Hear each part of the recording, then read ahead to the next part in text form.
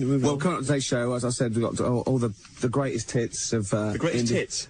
No, you see... No, that is what you said. Now, I was going to say that there'd be no swearing on today's show.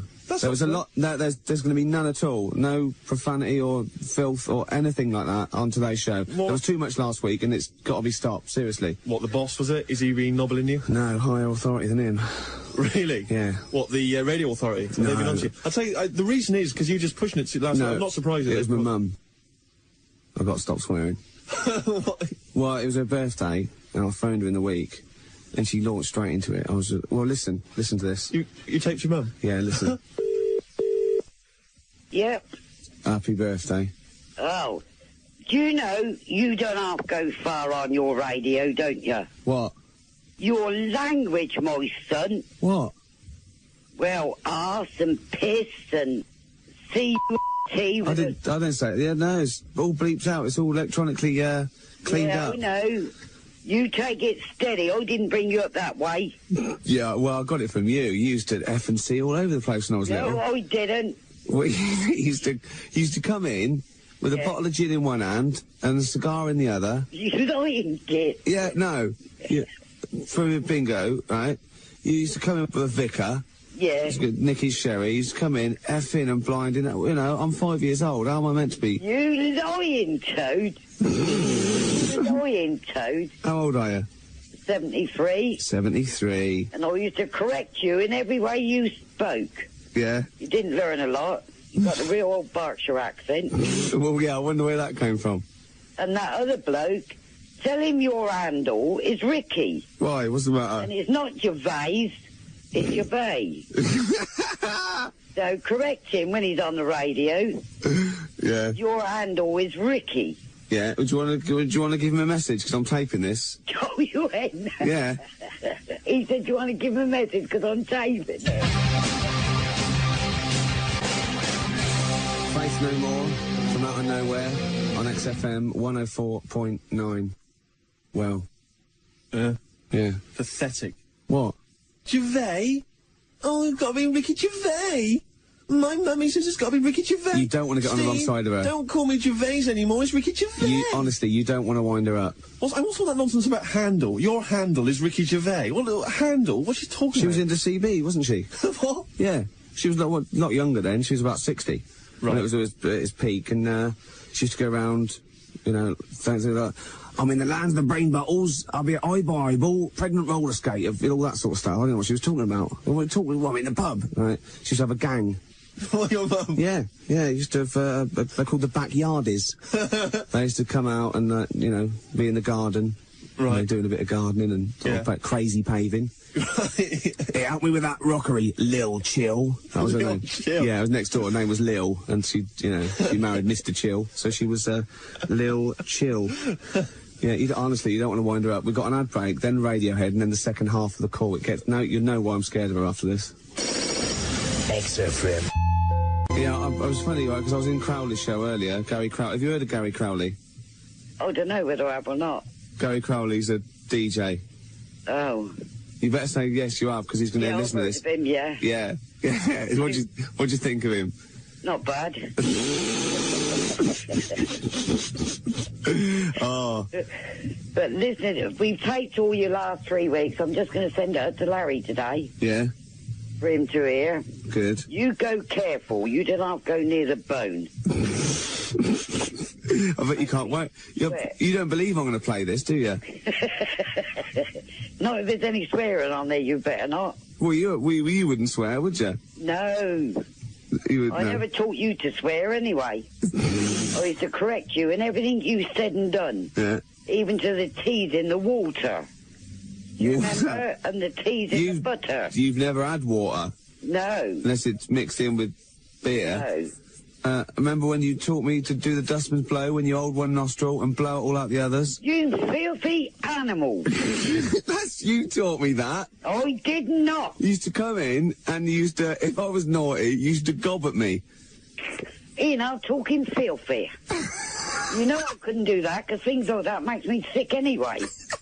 Yeah, I can't wait to play this on Sunday. No, and I won't wait to get up there and get you. Do us an ident. Say, Ricky Gervais is my son on XFM. Ricky Gervais is my son on XFM. 104.9. 104.9? Yeah. That's it. I think that's a nice Berkshire accent. Yeah. Yeah. Right, okay then, 73. Yeah, don't tell everybody. They all want to join in. Yeah. All right then. Well, I'll, Right. 73. And you go careful what you're saying. All right then. Right. See you later. Cheerio. Bye. So, no swearing, Steve, yeah? I can't believe you're scared of your mum. I'm not scared of my mum. You're scared of your mum. And you said I was drinking last night on the show. Last time. I wasn't. No, you weren't. Well, you might not have been drinking. You were smoking. Oh, she knows I don't smoke. Well, no, she knows you don't smoke cigarettes. You don't know her, Steve. Hey, and what about the, does she know about the steroids? Hey, I mean, how do you explain that physique when you go around to see her? She just thinks I work out a lot. Well, it just seems to me, Gervais, that, no swearing on the Ricky Gervais Show. I mean, that's what's made our name. That's our bread and butter. Yeah. I mean... Butter, it is. There's 2 T's in butter. It just seems to me, Gervais, that you're compromising the show. You're compromising the show. I wouldn't compromise the show just when my mum's listening. It's Kenny Rogers.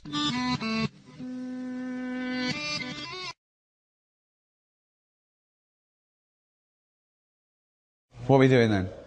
Just explain, we just done a photo shoot for Shortlist.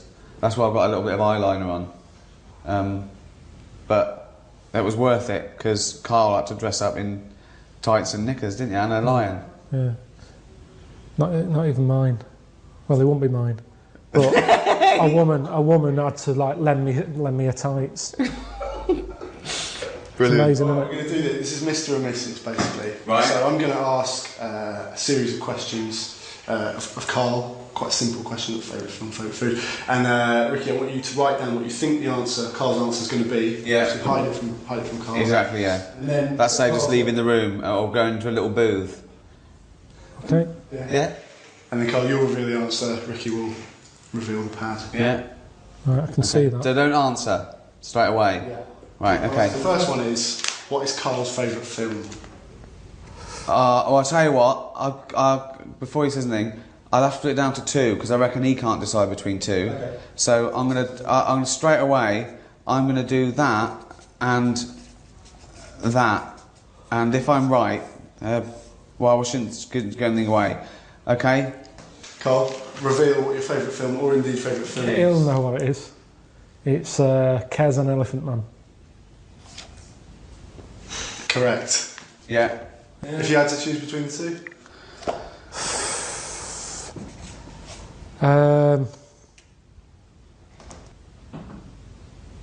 Probably Kez. Yeah. Yeah, Elephant Man's just Great, a bit sad. isn't it? Yeah, it's great. I reckon that really affects you and your kid as well. And Well, it's sort of your, it's very much what I imagined your upbringing Well, I had to a be magpie, like. didn't I? Well, yeah. And What was the magpie's name? Maggie. used to come down and peck his grifter. Peck me head. Watching The Elephant Man, you know that bit in The Elephant Man where Anthony Hopkins takes John Merrick, or Joseph Merrick, behind a screen, and he's showing it to a load of surgeons, and he's going, see the deformation of the skull, the spine, the limbs. The only thing that is totally normal and untouched are the genitals. Karl goes, think of that. The one thing you would want like an elephant, and he gets the head. Yeah. Good film, that.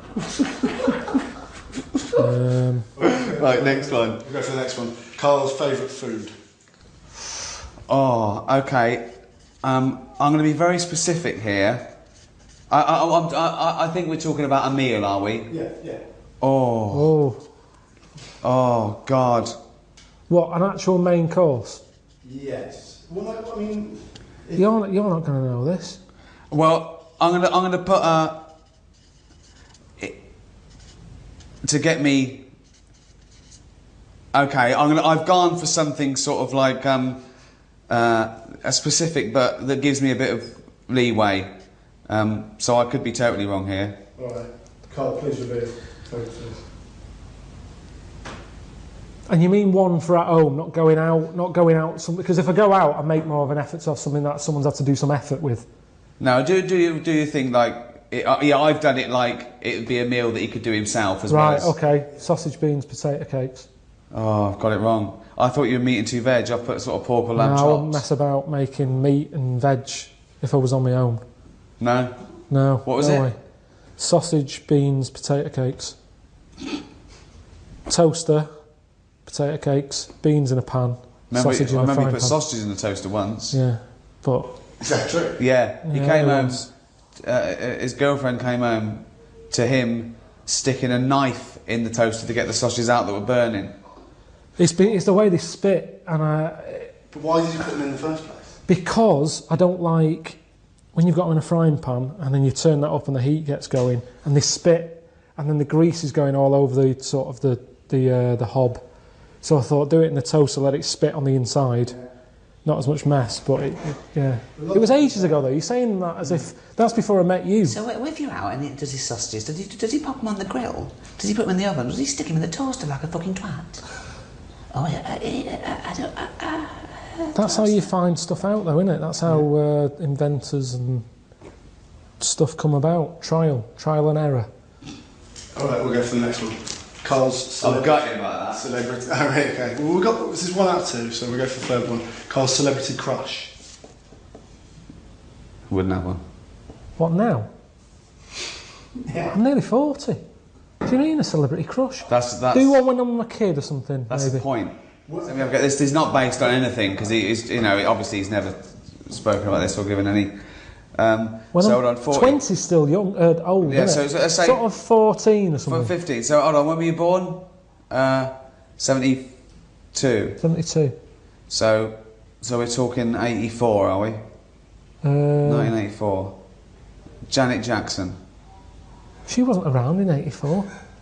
We've lost the pen and pad element of this straight away. Oh yeah. Hold on, wasn't she around in 84? No, it wasn't her.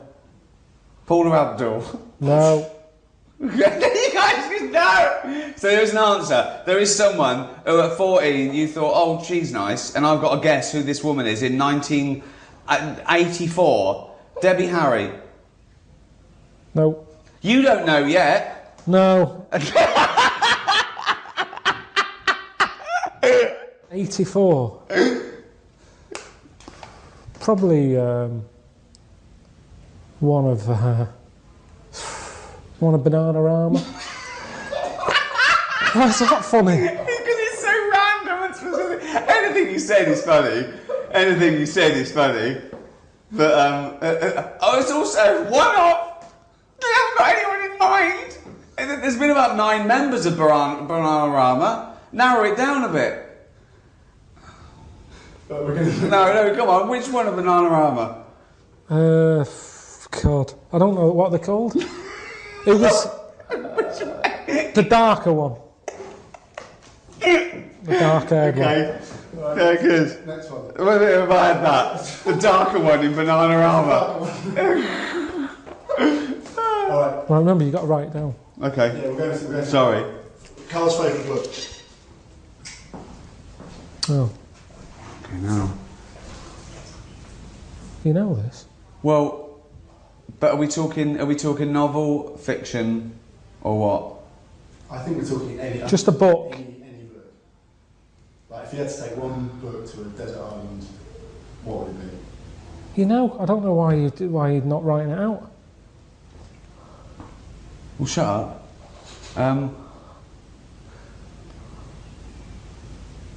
Fucking hell, are we mates or what? You should know what that is. What, your favourite book? Yeah. Listen, I'm thinking of an answer I don't want to embarrass you with. A book of freaks that he carried around for 6 months. What's that? Oh, that you're joking. That's your favourite book. It was a pamphlet. It wasn't a pamphlet. It was about 40 odd pages. It's my It favourite was the book. 50 top freaks given away with some dodgy old fucking magazine. It was with FHM, and it was like a freak book. That was interesting. And you count that as a book? Well, what would you put then? I've never seen you with a proper book, ever. So don't start lying and give me a load of old shite that it's someone like Nurture or something. 'Cause it isn't. Nurture. What book would you pick? Friedrich Nurture. What? No, you're right. He was right in a way. It is the Yeah, freak book. Book of Freaks. Let's go for the pad. Let's go for 50 the top... do Oh, the no, I pad. got that. 50 top freaks. No, well it. 50 top freaks, yeah. Carl, Do you know what? Do you know how he liked it? Because number 50 was a fellow with 3 legs. He was so No, excited. there was he went, loads. Huh? No, number 50 was the bloke with 2 heads. Was it? Yeah, because I said Jesus. What's number 1? Yeah. What was that? Was a bloke shagging a chicken who got killed by a rock. Oh, wonderful. Wonderful. Carl's favourite song? Okay, again. Okay. I'll have to do... I'll tell you that he's got a favourite song. Are you just going for one or two? Oh, no, I'm going to go for a couple here. I'm going to go for... They've both got a theme, and then I'm going to do tune as well. Okay, I've got 2 songs, and then I've got like an instrumental. Right, I'll go for Stranger on the Shore, Acapulco. All right, and then I'd go for Elvis in the Ghetto. You're getting them? Yeah. And there's one more, yeah? Yeah.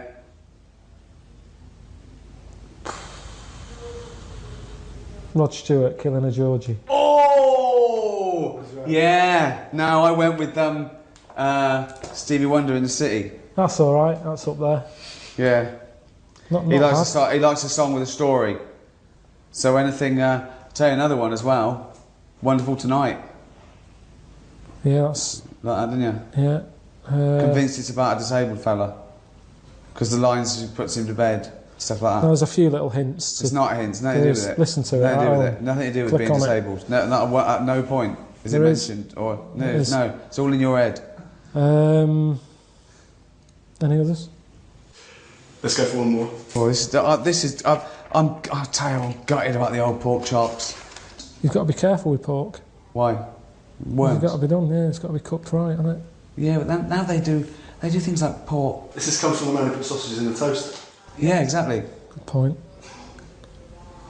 Carl's favourite animal? Right. Wow. So you don't mean a pet? No, I'm not. This is broad, yeah. Just any animal out there? Yeah. You got it? No, it's funny because I reckon he's got this one wrong. Oh. I reckon he's put down monkey. But I'd probably pick sloth. Can we see the I've put chimp, actually. There you go. He lumps in great apes with monkeys. He doesn't really know the difference. Funny you should say the sloth, because he went to the zoo and he called me up and I went to the zoo. What did he do? He said, what's the sloth? He said, it's annoying. I went, why? He said, it's got a huge enclosure. I went, why is that annoying? He went, it doesn't need it, it doesn't use it. Hang it in a wardrobe, it'd be just as happy. Didn't move in all the time I was there. Looked dead. I actually thought it was dead. 14 quid you pay to get in there, it didn't fucking move. Didn't do anything. Why is it your favourite? I think because it just fascinates me that this thing, that a dodo died out and yet a sloth is still around even though it's asleep. Yeah. Is that, it's safer in a sort of a dead state. Dido died out as well, didn't she? Dido died out. For years. That's the dodo and Dido. Didn't do anything. Alright, let's go one more. If Carl could have a superpower, what do you think he would pick? Wow. Okay. Okay, I've got loads of answers here.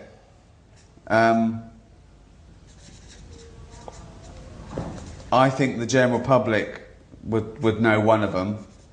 Oh, yeah. But they're not, that's a joke one.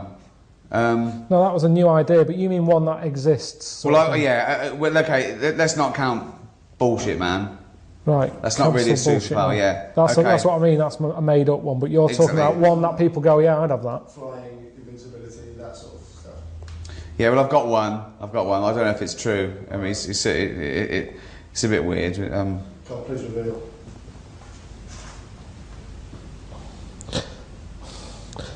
It's one that I'd pick, but I'm still not 100% if it's the right move. I don't think you've gone for it.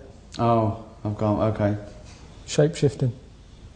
Oh, I went for invisibility. Can we see the patterns? Sorry, I went for invisibility. Why shape-shifting over invisibility? Just because you know what shape-shifting is, you can sort of be anything you want. What would you be now? On a day like today, probably a blue bottle. Why would you be a blue bottle? So it's the right weather for it. But I'd only do that for a bit. No, they haven't. No, that doesn't make any sense. Why is it, you see them in this weather because they're buzzing around and it's their time of year where they've. Yeah, but we don't have to be a blue bottle to enjoy the weather, do you? No, but I've got to be something else, haven't I? Yeah, but why a blue bottle? What would you pick on a day like today? You wouldn't want to be a buffalo, a bison in this. Be well hot. So a blue bottle. Why not a dolphin? It'd be in London. It doesn't have to. So now you're a blue bottle who's got to go on the tube and go to work. Now I'm in London. I'm in London though. But you've still got to be at home. If you're a fucking dolphin, where are you knocking about? I didn't know the restriction was the fact that you had to be caught in the city. Well, I would have. So where's the dolphin? Oh, so you can completely change your species, but you can't move fucking town. Well, then you've got to get home again. The shape-shifting, you know what it is? Yeah, you can change into a blue bottle. Anything. Yeah. But would you be a 6-foot blue bottle? No, just a little one, and then you do that for a bit, and then you change. But why are you doing it? What are you thinking? Have you got for a change? Yeah. Well, you said it all right. You picked invisibility. What would you do with that? No, that wasn't mine. That wasn't my superpower. That was my guess at yours, right? Because once you said you wish you were invisible, so you could go sneak into HMV, you go shopping without having stress, pay for it, and leave in the morning. Yeah, but that was your superpower. Yeah, but that's when CDs was out. It's not worth it now, is it? No fucker's paying for anything these days on the internet. Download for fuck all. So forget that. There's no advantage. Being a blue bottle. Yeah. What are you doing? So you go, I'm in London. Oh, there's a bit of shit there. Oh, I'm glad I'm a blue bottle. So, but what if you're shape-shifting? Why don't you be a seagull and go to Brighton for the day? No, it's not the rules. You've got to stay in London. So why are you imposing this rule of it being in London? I'd give everything a go. I just picked that because it was a nice day and I saw one earlier. Okay, what if you could shapeshift, but it was like changing your region on your DVD? You only had 3 goes. What would you try and then stick with? Ooh. Remember, the world is your oyster. Right. You don't have to stay in Kentish Town for the day. Well, I'd pick what's her name. I've said to you before, I'd be a sloth. Sloth. Oh, you'd be a sloth? I said that. It's still good, isn't it? Because if they're asleep, if I'm not enjoying being a sloth, I can dream about being something else. So it's a safe thing to be. What the fuck? Well, if you're asleep, you can... What's the problem? You can anyway. You can wake up and go, oh, I wish I was a blue bottle. I've never seen a blue bottle asleep. Listen. I called you the other day, you said slugs don't sleep. No, you called me and said, do slugs sleep? Yes, and you said, what did you say? That's it. You got it all the wrong way around. I said, well, sleep as we know it is very different. You know, some have microsleep, some can estivate, some can actually be frozen. All right. So I said, what do you mean by sleep? Right? So. Butterfly. Why? If I wasn't enjoying it, it's only for a day. And then you die? Yes. But then you're dead. Yeah, but if I'm not enjoying it... But why do you... What? The worst thing would be a tortoise. You don't have to be a tortoise. I don't fucking know then. What's something else? I hate questions like this, because you ask me, I give you an answer and you argue with me. I've told you, I picked 3 perfectly decent things there. A sloth, a blue bottle, a butterfly. Right, why did your superpower be flying? Then you could be Karl Pilkington. Because Suzanne would be saying, no. Why? Because Suzanne would be going, oh, nip out and do an errand. Suddenly I'm flying around everywhere, busy, because she's going, it's easier for you. She don't get her for arse enough as it is. I don't want flying, and everybody would be on your back, and no, definitely not. Then why choose a blue bottle and a butterfly? That's because no one's... Yeah, but that's as a fly. Everyone's expecting it to fly. And then when I go back to me, I'd appreciate... I've always said to you about not knowing if I feel well. Whereas a blue bottle, it spends its day flying around being sick on shit. So if I come back to me, and I'm like, I feel really good now, I'm not throwing up all the time. And right. So there's benefits to being a fly. I think I'd appreciate life more once I'd seen it through the eyes, many eyes, of a blue bottle. What would you pick? Let's change it, because it's unfair, this. What would you pick? Any Definitely. I'd pick either a bird or a dolphin. Just soaring. An eagle soaring. A dolphin. The oceans. Whole world's my oyster. At no point would I think, I'll choose something that if it's shit, I die immediately. That's much better. Well, we're all different, aren't we? That's what this is about. Right, let's do one more very quick. You're fucking different. How big is pet hate? Oh, fuck me, you haven't got long enough, mate. Well, don't say it. I don't think you'd... Oh, it's annoying that you're asking this now, because I've got so much that I don't know which one to pick. It's difficult to write down. Maybe just do a word that can prove that you will have got it right. If well, I think it's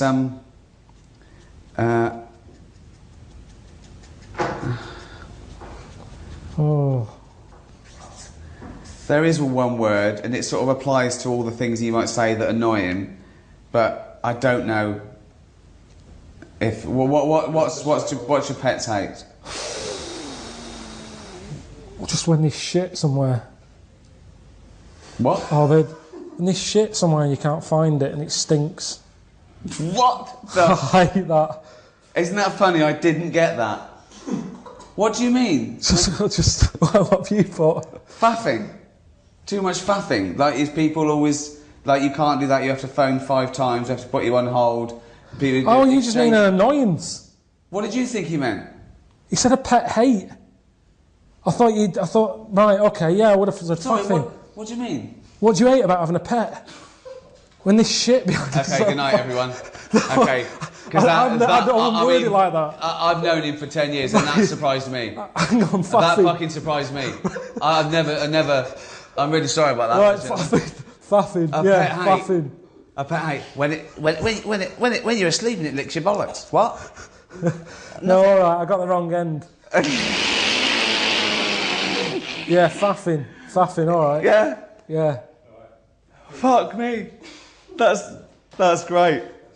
Cheers.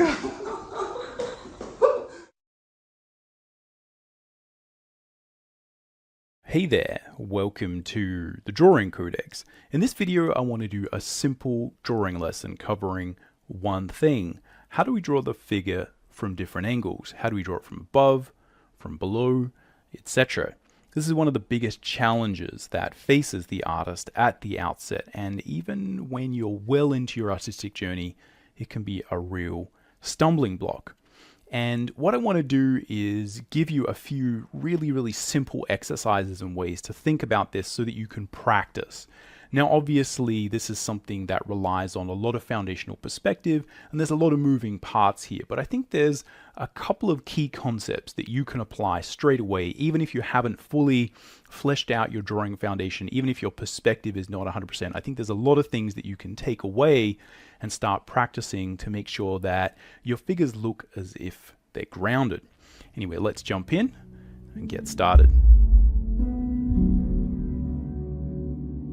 Alright, welcome again to the Drawing Codex. My name's Tim McBurney. I've been a professional working artist for over 20 years, and on this channel we're all about drawing cool stuff from our imagination, embracing the challenge of drawing, and mastering the craft of line and color illustration. If you want to learn more about line and color illustration, you can check out my free quick start guide. It gives you my basic advice for how to get up and running quickly in Photoshop with a line and color style. I go over how to build a simple, reliable process in Photoshop, and I give you my tips for going from thumbnail to the finished image. I also give you all the brushes and all the basic stuff you need to get up and started with the line and color style. This is where we create worlds with simple line and color. So it's not like there's a lack of information on these ideas of how to draw the figure from different angles. The basic idea, as should be pretty obvious, is that we combine the simple idea of taking a mannequin, of taking a stick figure, and then we basically just rotate it in space. The problem is that's easier said than done, and it's hard to know how to approach it. In the same way, you can read Andrew Loomis's book, Figure Drawing for All It's Worth, which is great, and it has a lot of information there. But again, I think the challenge for me when I was figuring out how to do a lot of this is, what do I start with, and how do I actually make that apply not just to the standard human anatomy, but maybe how do we make it apply to more cartoony things as well?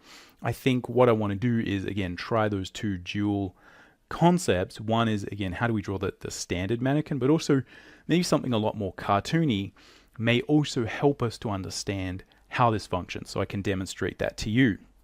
But basically what I want to try and do is give you a simple exercise that you can go away and either follow along with me or take with you and just practice in your sketchbook as you go.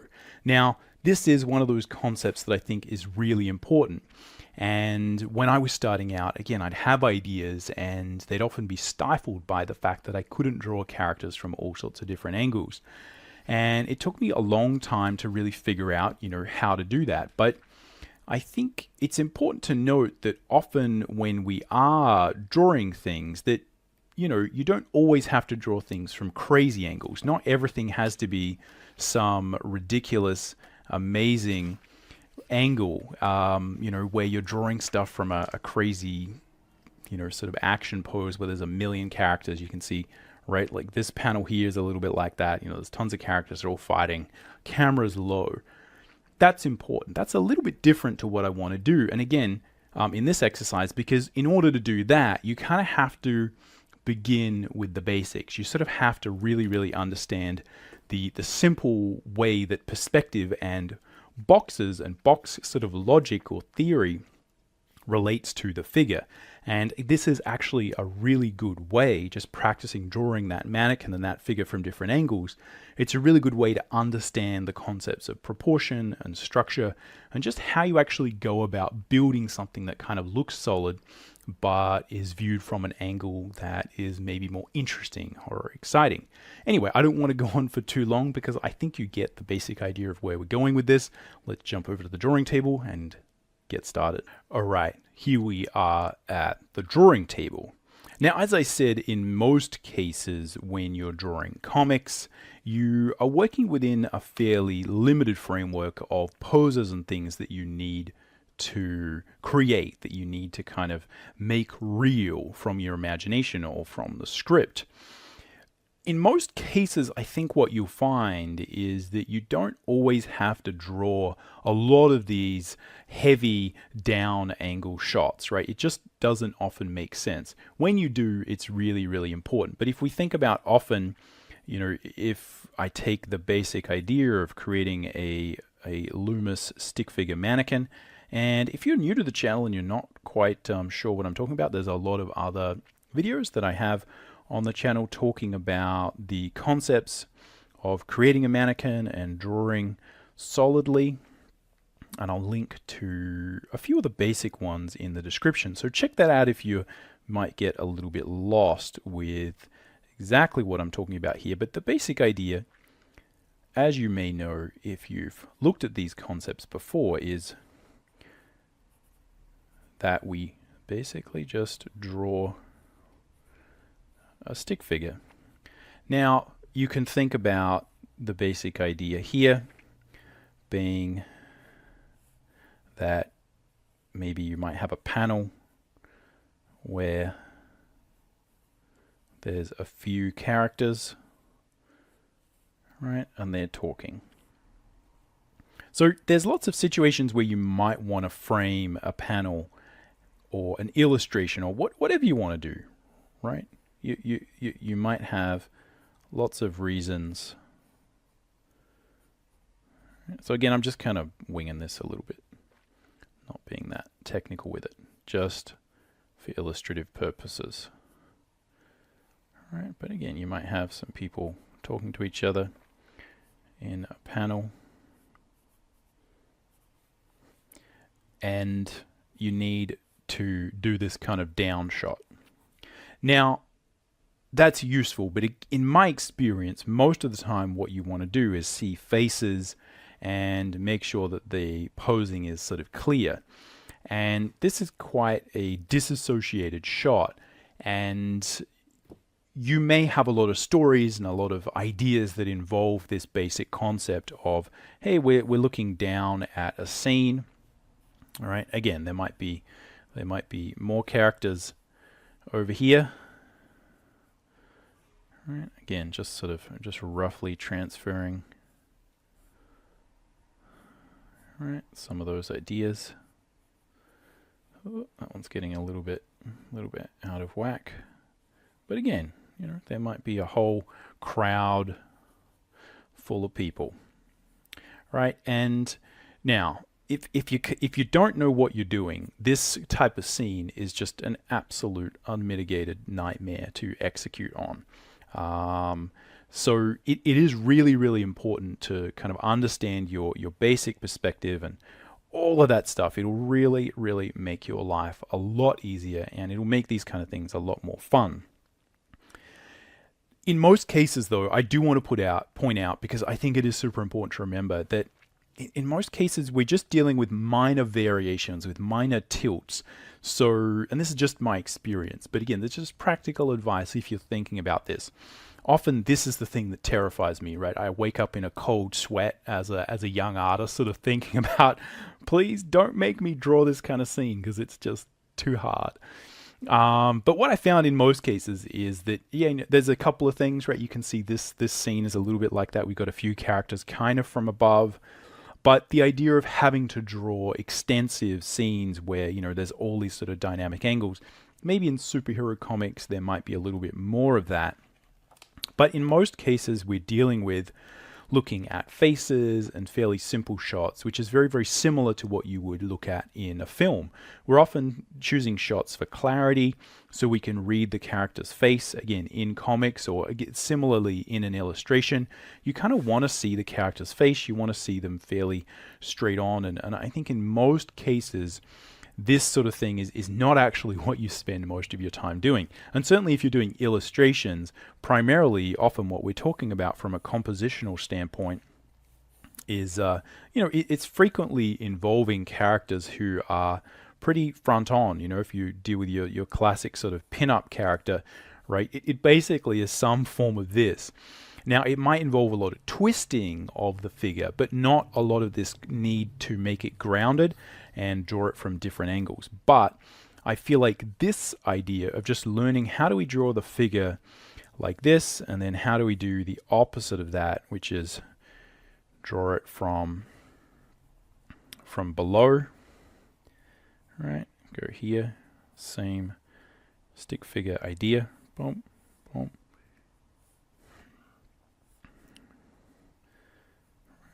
Got a head there, right? And then we're going to have arm here, right? Something like this. And again, you can continue the basic concept as you go, right? If we want to do that from the back, very, very simple, right? We just sort of flip the character around, right? And then we're drawing this. So I'm just going to be putting in rough perspective to illustrate what I need, and this is typically what I would do for myself. And I'm just illustrating the different options here. So we will get to some actual exercises, and I'll talk specifically about what I'm doing and how you can pull some concepts from books like the Loomis books or other sort of how to draw books and sort of actually try and get your head around this basic concept. But again, we do it from the back. It's the same thing. All right. So here the face is like this. All right, here it's from the back. And the difference really is just what does that arc of the spine look like, and how do these limbs tend to bend, right, as a very sort of rough basic idea. So again, these are a little bit from above and below. These ones are a little bit more. The basic concept is the same. Again, the reason that you would have some need to draw like a really kind of worm's eye view of something like this, I don't know why you would need to do that, but say you did. Again, it's going to be a very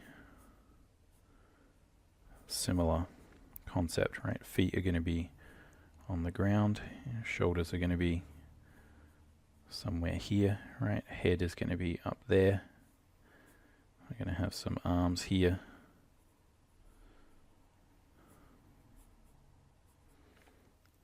Right.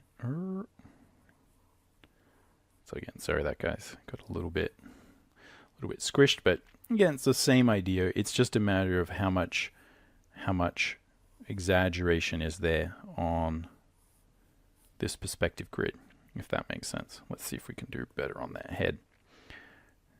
All right. See if we can find the form of that torso a little bit.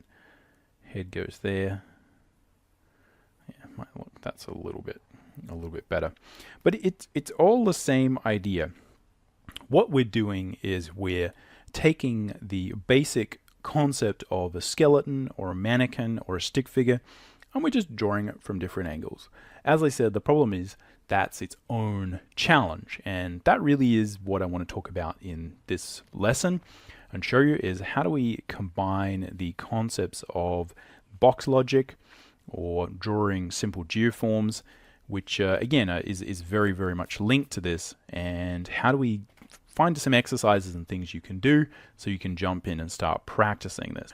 All right, so if we look at the pages that you might find in a traditional drawing book that are going to be related to this concept, it's often at the beginning, and it's where we link up concepts of perspective. So you can see here some great illustrations of how the concepts of proportion and perspective and just lining things up are going to work in 3 dimensions. So this is really what we're dealing with, is the idea that if we understand the basic proportions of the mannequin, which you can find in some of the additional videos I've got that I'll link below so you can check those out. But again, I'll go over them super quickly in this video so you can just jump in if you need. And then it's just simply a matter of understanding how perspective works. A lot of it does involve this simple concept of thinking of a plane and how we derive some simple proportion from that plane. All right, so the task is pretty simple. What we need to do and what is good to practice is just practice drawing space or a line that your character is going to occupy. And what we want to do is find these proportional markers. The one that I think is the most important to find and the one that you can practice finding is the halfway mark. And that essentially is going to divide the character around about the bottom of the pelvis or at the crotch area. This will also line up with the base of the hand. And this is a really, really important marker because, again, it basically divides the legs from the top of the figure. And this really is one of the major things that you're trying to do. So what you can practice doing is drawing that character in 2 dimensions. And then you can practice drawing them in 3 dimensions. Now, once you get a feel for the proportional division, it's a lot easier to add dimension.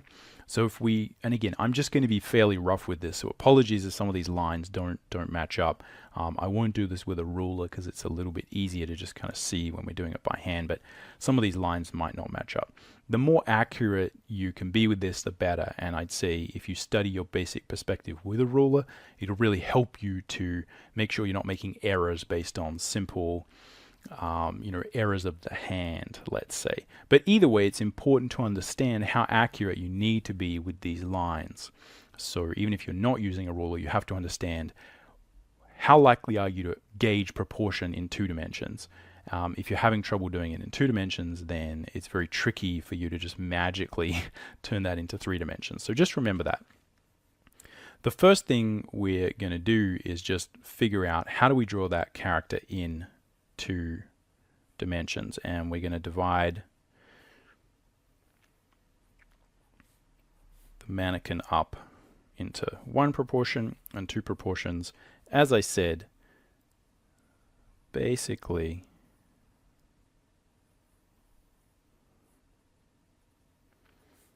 dividing the character at halfway and that sort of crotch area, right? So we've got something like this.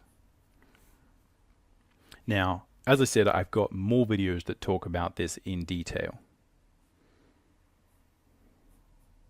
But this should illustrate the basic point. So what we need to find is these set of proportions. We got 1, 2, 3. So 1, 2, 3, 4 at the top. And we use these to define essentially where the head is going to go up top, where the top of the shoulders are going to go, and where the sort of normally this line is a really good line for where the breasts or the nipples are going to sort of go, again halfway up the arm. And this bottom of this third marker is where you're going to have your navel and the bottom of the elbow.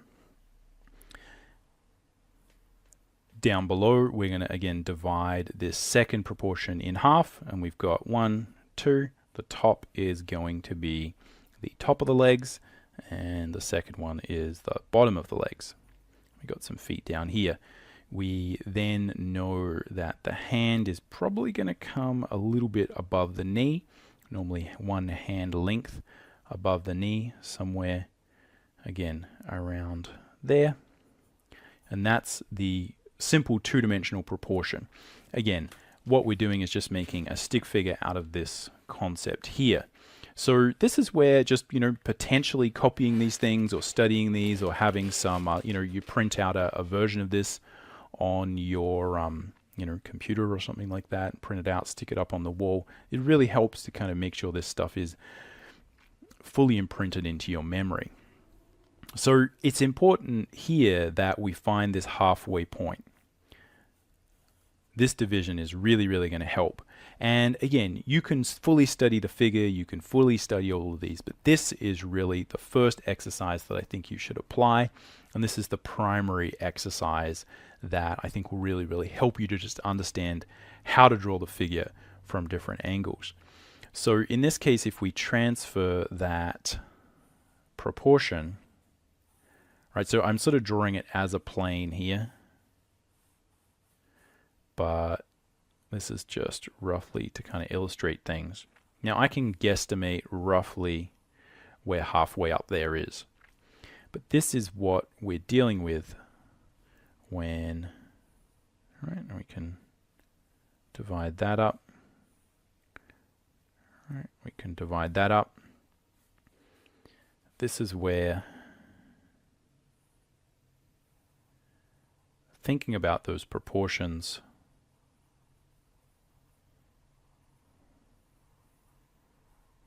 in 2D will help us in 3D. So you can see that if I find the midpoint, then it's very easy for me to roughly guesstimate where these other 1, 2, 3, 4 proportions are going to be. In the same way, it's going to be a lot easier for me to now guesstimate where these feet and legs are going to be. That is the baseline. And if we think about essentially repeating this concept again and again, it's just a matter of getting to a point where you line all of these things up. Now, obviously, this changes as you pose the figure differently, as you move things around, as the character moves. But if you're thinking about how to get your head around this in the beginning, this is where you start. And I think that can be one of the biggest challenges with this overall exercise, is just understanding what is actually going to teach you how to get better at this. It often is this simpler exercise where you're just thinking about, okay, let's make sure I can control proportion as I just adjust the figure and draw it from a slightly different angle, right? So if we take a simple, got a little sort of toy here that'll sort of help us understand this, just start by rotating the figure a little bit, right? Just start by trying to draw it from a little bit of an angle there, and then maybe you can draw it from an angle that's slightly below, and then you can maybe try draw it from behind, etc., etc. Just ratchet up the complexity a little bit by bit. That's one of the things that will really, really help you. This is where it all happens, at that halfway point. So what you can do is just practice the idea of how do you divide up that space. So what we're doing is essentially taking the fundamental principle of perspective here, that is the one you take away. And that is that we can apply whatever is possible with two-dimensional geometry to three-dimensional perspective, as long as we have a good idea where the vanishing points are and where the essential grid is. All right, so we've got a grid, boom, boom.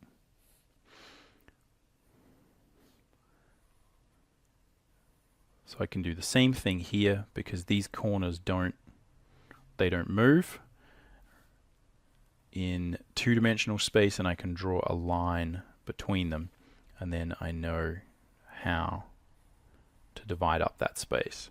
So this is the fundamental concept of perspective that will help you to initially gauge that proportion. So we can think about this, right? If we have like a lot of extreme exaggeration, we still can find halfway up. And it's this experimentation with this basic concept that will teach you a lot about how to change the camera angle. Now, behind this is the concept of the perspective grid, which I think is its own challenge. And this is where what we can try and do is understand the basic takeaways that we're going to get from perspective as it relates to the figure. But if you have to understand that there's a point at which you need to go away and learn perspective properly if you want to really, really get stuck into this.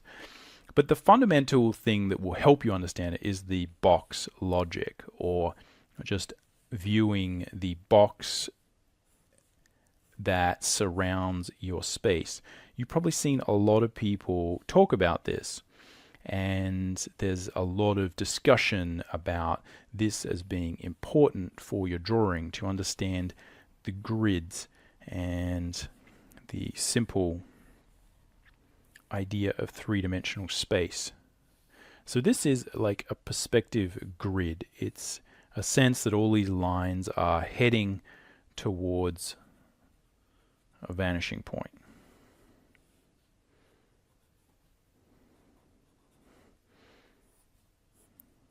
And again, I'm just being very rough. Now, what we're trying to do here is increase our ability to visualize three-dimensional space around the character. And that's really all you have to do. What you have to do is imagine that as you rotate the cube, the figure rotates. As you rotate the figure, the cube rotates. And don't worry too much about the rest of perspective. Again, the more you can understand about it, the better. But at the outset, what we have to think about is just this simple concept of where these lines might be, and just make sure that as we line things up, things like our feet, things like our shoulders are lining up with each other. Now, again, that will change as the hands move, right? As the hand moves up, as we pose the character, obviously all of that changes. It's really important to start and again get your understanding of the initial perspective right, though, because it's very easy to move things around once you get the character feeling as if they're solid. So the first part of the exercise is, as I said, just study and get good at dividing up space with different grids.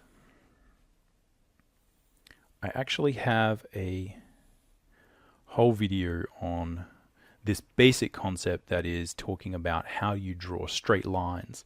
And one of the reasons I use a grid as a good way for you to understand how to draw straight lines is because often the reason we're drawing straight lines is to draw a grid. So the concept of physically being able to draw grids is super important. But what you do here with the figure is just draw some different grids and then try and figure out where the halfway point is. Again, that's not a very good one. Keep going, keep experimenting.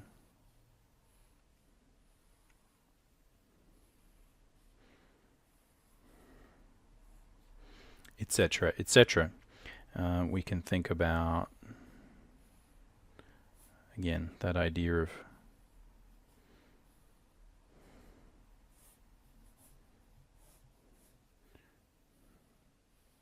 drawing a character where we're at a worm's eye view or bird's eye view, whatever it is. The most important thing initially is really basic. Just get that initial halfway point there. Once you do that, everything else becomes easy. Now, how do we sort of connect up the figure with this? Because I'm sure a lot of people are at this point sort of tuning out because this seems boring. And I think that is one of the biggest challenges, is understanding how this relates to what you want to do and why is it important. Well, obviously, once we get this right, we can then start to apply it to everything else. If we don't get this right, everything else is kind of a waste of time. All right, so how do we actually apply that? What I want to do mostly is talk about how that is applied and show it to you and give you a few little tools so that you can copy along, maybe try this with some of your characters or start to think about it.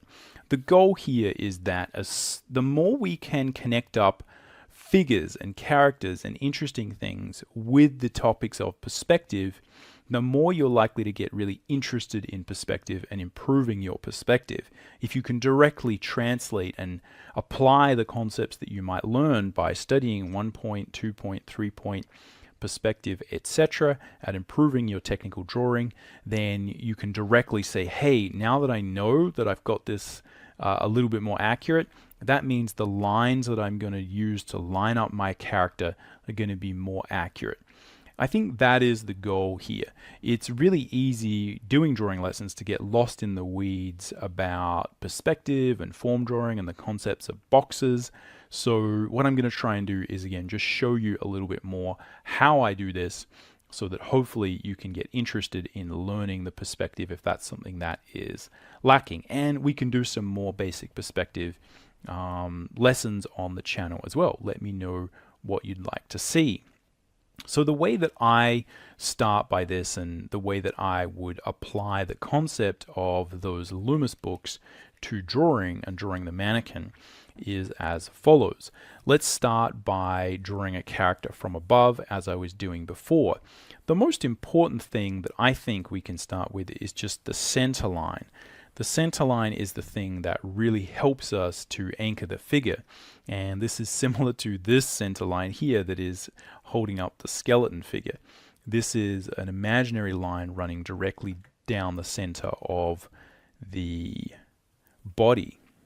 And we can kind of really use this to figure out where that character is situated. So here we can, let's define some fairly sort of benign perspective here. This is all I'm using. So you can see this is actually similar to a box, right? If we think about a box being like this, what I'm drawing is this. Right, so I'm drawing the center of the box. You can imagine if there was a line there and a line there and then a line directly down the middle. That's kind of what I'm thinking about here. Where is the perspective? But I'm not drawing a box because in my experience, trying to fit a character in a box is not actually a good way to start. But in this case, that can be useful. Now, what I'm going to do is guesstimate the halfway point up here, from here to here. And this is something where, again, if you're having trouble drawing a line, right, again, thinking about where the perspective for that might be, and then trying to sort of guesstimate where halfway up is. If that's something that's troubling you, again, the more you learn about perspective, the better your ability to guesstimate that will be. If you're struggling, one of the things you can do is, again, formalize your drawing of these sort of elements and use those two-dimensional drawing tricks that we transfer to 3 dimensions, right, and see if you can find, bang, the center of that. So again, if I was to do that formally here, right, I'm just going to imagine that there is some sort of grid here that makes sense, right? So both these lines are going to some vanishing point, and I've got a line here. Boom. I'm going to try and guesstimate that's kind of down there straight, right? Boom. And then we can do the same thing here. So this is really the one that is super important to get right. Oh, I don't have a big enough ruler. Let's see if I can.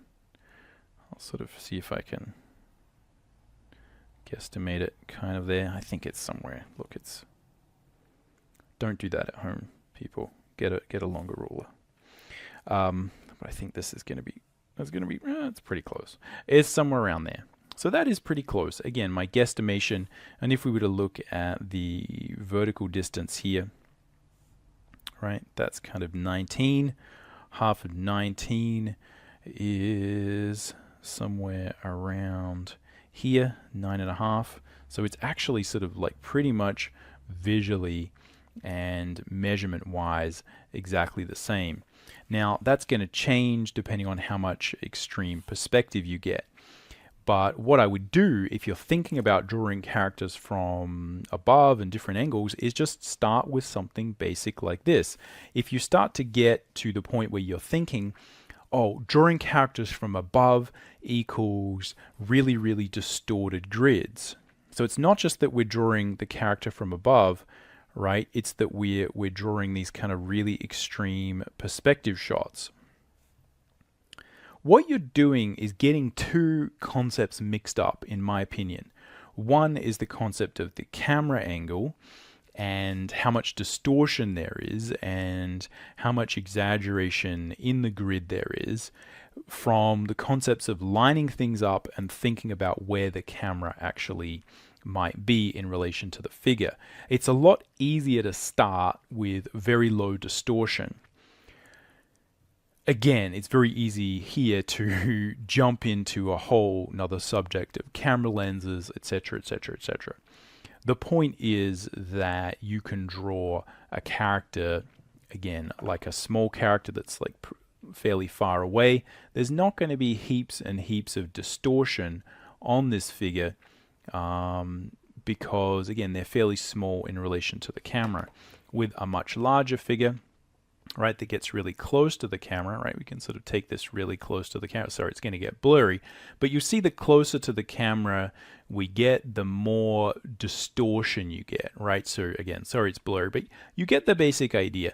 The camera angle is relating to what we're dealing with here in terms of extreme perspective. Now, that's something where the more of this extreme perspective you do, the better you'll be able to relate this to this. But when you're learning, stick with this. Just make it a very simple grid where you don't have a lot of distortion. Once you've done that, you can ratchet up the complexity. Super, super important. And again, if you're struggling with some of these concepts, as I said before, go check out some more fundamental perspective exercises. A lot of those you can actually see and study within those Loomis books. And again, I will make some more in the future on the channel. So the basic concept here is, again, we've got these proportional markers, and I'm just going to guesstimate, right, some lines going along here. Right, and we can also visualize some sort of lines going here that might sort of help us. And then we've also got, we're sort of halfway up here. Yeah, maybe let's sort of guesstimate that. Try and draw a line. And what we're doing is adding just a very, very simple modification of our sort of initial Loomis proportion and sort of drawing, where we learn to draw the mannequin like this.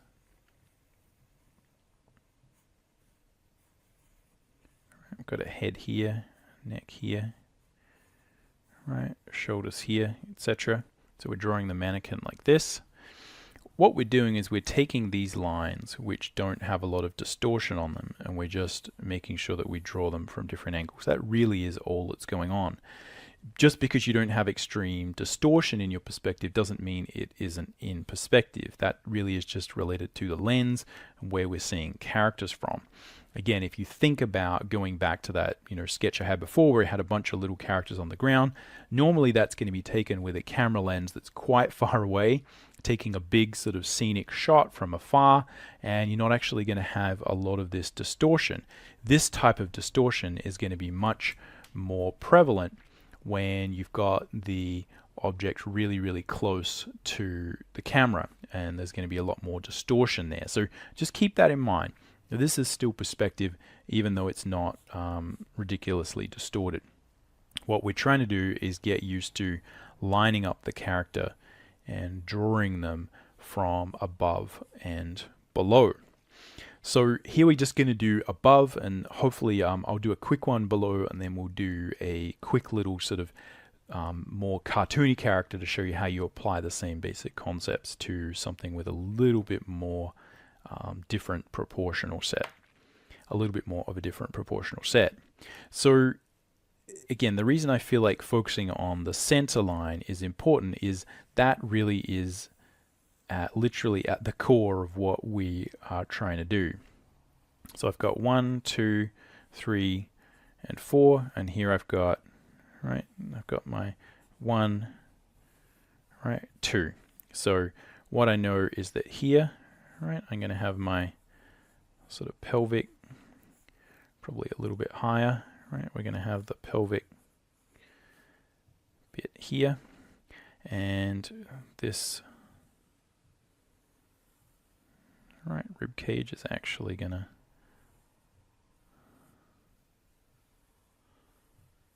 come down here. So really good to get used to drawing these forms out in 3 dimensions. And this really is the skill that's probably more important and is going to help you. The grid helps us line up these points. So here I'm going to have, right, we've got the spine coming there. All right, we're going to have spine coming up there, and it's going to go into the head, just somewhere around here. Boom, boom, boom. Drop a line down there. Let's sharpen this pencil.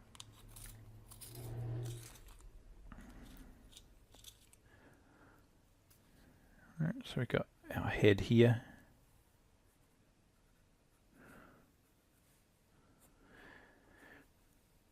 The lines will help us find these elements like the shoulder blades, right? They're going to help us find the shoulders from side to side. They're going to allow us to line up, again, the concept of where the hip bones are going to be. But you can see that having this concept of the center line is something that's really easy to keep us honest, because we can trace the spine, we can trace the which goes directly up the figure, and we can use that to help us find these different elements, and that, you know, just immediately will get us a lot closer to having something that feels symmetrical.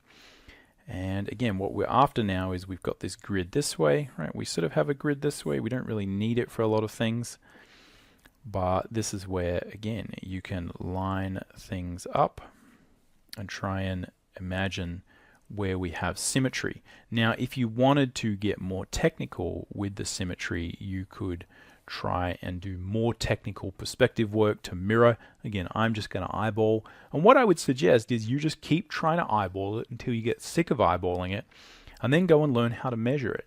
Go and learn how to do it technically in perspective, and it'll hopefully be a lot more interesting then, because then once you learn it, you can come back to this and you know that you'll be more accurate. As I keep saying, I feel like that's so important. It's important to fail here. It's important to try to eyeball. It's not a matter of like get to a point where you're a 10 out of 10 at technical perspective, and then you can start eyeballing. No, you are always guessing. You're always drawing cool stuff. Again, that's my primary recommendation, is draw cool stuff and, figure out what you need to learn from drawing that interesting stuff, and do a little bit of this type of more academic study where we try and apply these things, and then, go apply it to your cool stuff, and then you go back and forward and back and forward and back and forth. That really is the sort of magical answer as far as I'm concerned. That's really what sort of worked for me, and that's what I find typically works with students, is when they're constantly combining those two things.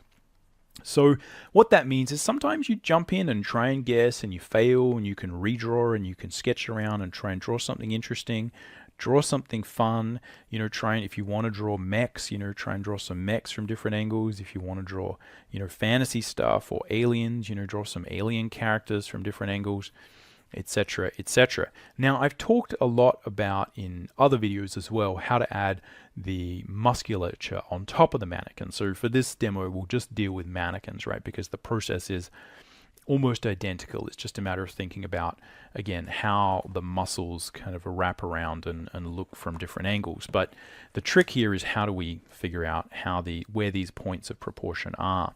So again, I've got this bottom of this third. Proportion is often where I'm going to have my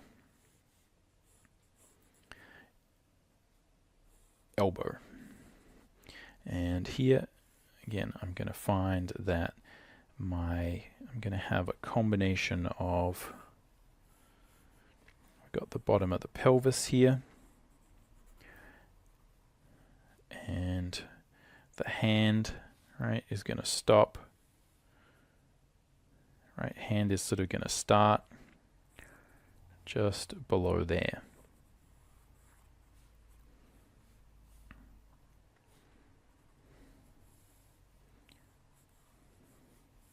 Got the elbow. Right, hand is going to, and this is where, again, what you'll tend to find is your intuition will be challenged. So the feeling of like, wait a minute, how long is this forearm? Well, I know from a proportional standpoint, right, if we look at this, that again, I've got that bottom of that rib cage. Just look at this and check, because again, this is a major thing that will come up. I've got the bottom of the rib cage. All right, it's going to line up with that elbow. Now, it's very easy to figure out the depth and the length of these things when you're just drawing it flat on, but it's very easy to become challenged and accidentally draw stuff too long or too small or whatever, or just kind of, you just get tripped up and you're no longer able to engage your normal natural drawing intuition. So it's important here to double check and remember your proportions. We can see again at the bottom of the pelvis there, that's kind of where the hands start, and the hands then go down, and they're kind of, ending about halfway up this bone, or about, as I often say, one hand length above the knee, or certainly the hinge point of the leg. Whoop. So that is one of these things that's kind of quite tricky from a proportional standpoint to really get. All right, is understanding where these lines are likely to go. Right, so then we're going to have a line about there. Right, we're going to have a hand. If the hand was sort of extended, it would be about here. Right, if it was in a fist, it would probably be here. And here we've got the knee. Here we've got this. Now, this, I think, is often the biggest problem when it comes to drawing these things from different angles, is making sure that they connect with the ground, and more important, and probably the subject of a different video, is how do you do, as I was doing in that other sketch, multiple characters from the same angle and make sure they all feel like they're sitting on the ground plane. Again, this is where having a good sense of that center line will really help. If we know where that center line is, you can easily understand that the feet, you know, if they're just sort of planted normally, which is what I'd recommend initially to give them just a standard sort of pose, is they're going to be equidistant more or less in a standard pose from that center line. Now, again, the subject of another video is kind of how we modify the posture and get different feelings there. But just understanding where that center line is in space, and then just sort of placing the heels of the feet somewhere so that there's an equal distance from here to here is super helpful.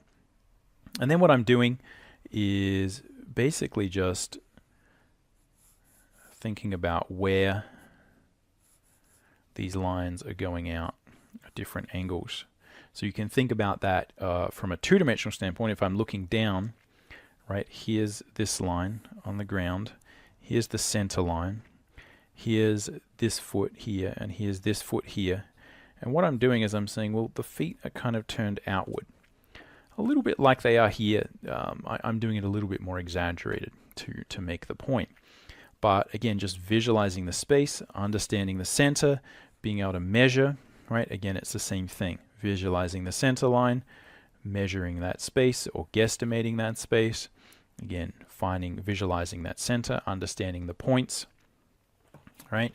So if we reattach our poor little skeleton's arm, again, this is the visualization we're trying to practice, is where's the center, where is the wrist sort of point, and where's the other wrist point, and just visualizing the distance. Having that center line there is super important, right? So this is what we're sort of trying to visualize. Points here, points here, points here. And really it is that simple. It's just a matter of staying true to the proportion, understanding how important the proportion is, understanding how important finding that middle section is. And what I'd say is not getting too lost in the perspective, just understanding that what we need is almost just parallel lines, right? Almost all I need to know is that, right, this line is kind of at like a similar angle to this one. It doesn't even need to be too much in perspective. I don't really even need these to be going to the same vanishing point. I just need them to kind of be almost in an isometric perspective to practice this. Again, once you start getting this and you're able to place these things accurately, I think that's when you'll be able to experiment a little bit more and take it to the next level. All right, let's try from below, because I think, again, what that will do is help us to just reiterate, do the same thing again, but we'll deal with a much more extreme angle. So I have a basic angle there, right? But a little bit of, let's put a little bit of an angle here. All right, so maybe the horizon line is super low down, right? Here we've got our horizon line. And again, what I'm after is a sense of where that center is. So I'm just gonna, now, again, there's a procedural sort of thing here, which is obviously, you know, I could draw a big box here, right? So I'm trying to find halfway here. It doesn't really matter how big this box is. That's not really the point. All I need to do, you can sort of draw any old size box. Again, I'm going to run out of ruler. Let me find a bigger one. This will solve that problem. So you can see here that it's going to find center right over here, but that does give me a really good indication of where that's going to be, because all I'm going to try and do now is sort of draw, if we sort of try and understand what's happening from a visualization standpoint, right? I've drawn this, right? And what I'm trying to visualize is where this one is going to go. Now, it's not going to go there, right? I don't want to draw it that way because that's doesn't look like it's going to the same vanishing point. I want to draw it so that it feels like it's going to the same bump, same vanishing point over there, right? That's kind of what I want, right? And I want my horizon line to be somewhere there. That's kind of what I'm doing. Now, the line can be over here. It doesn't matter. What I'm after is where is halfway up this measurement, right? So if there was a line here or a line here, if I find the center between this line and this line, it will give me halfway up all of these lines. Hopefully that makes sense. Again, if not, it's a good example of how learning some more perspective may help. So here again, what I'm doing is, this is the bit that will derail you if we get it wrong. What I'm trying to do is figure out where I place this line. Now there's a really easy trick that you can use, and that is to just measure. This is another sort of easy sort of way you can do this to kind of help you guesstimate. What I can do is physically measure. Right here I've got, right, sort of roughly, that's roughly 20, so 10 is going to be halfway up here. And if we sort of take a measurement here, that's 16 and a half, so 8 and a bit, right? It's going to be somewhere around there. So if I kind of draw a line between these somewhere around here, right? Again, those things don't all line up perfectly. That's going to give me a pretty good indication of where halfway up is. Or you can just guess. Totally up to you. This is a really good way where you can start to apply these boring perspective concepts to your drawing, get a better result, get a better guesstimate, and make sure, again, you're doing that thing, building that muscle of applying the technical knowledge to something that's actually going to help you. The other thing you can do is you can try guessing first, and then you can do all of the things and see how far you get. You can see I kind of guessed about there, and it was a little bit down there. The point is that we want to get a feeling for where halfway up this figure is if we then start drawing the rest of these lines. Because obviously what I'm going to do now is divide up this top thing into 4 sections, and I'm going to divide this into half. And I'm just guesstimating at that point. Why? Because this is pretty accurate. And what you'll find generally with a lot of perspective is once you kind of key into it, once you kind of understand like, oh, I get what's happening here. I've got a solid indication. I know these are true.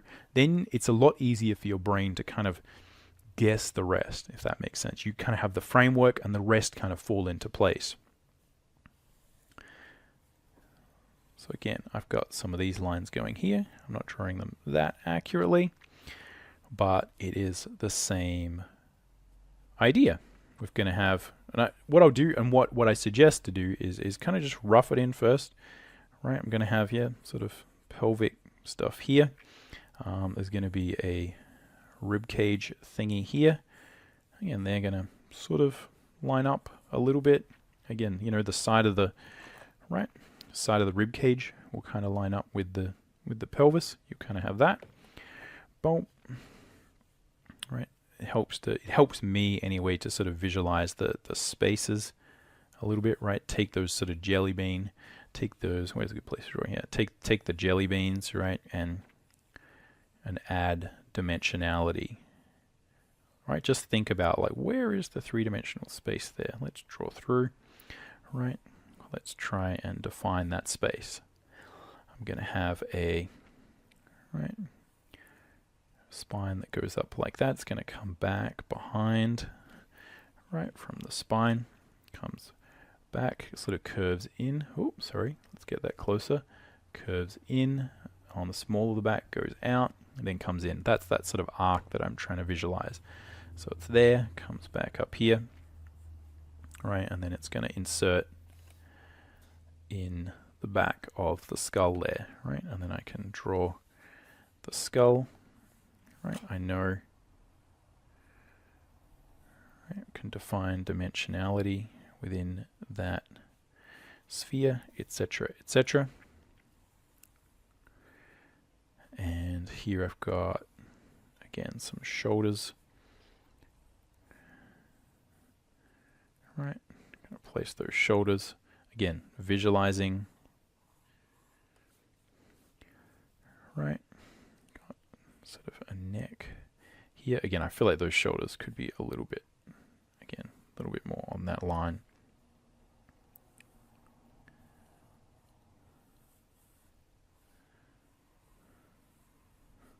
Now, you can either rough in or guesstimate, make things a little bit bigger, a little bit smaller.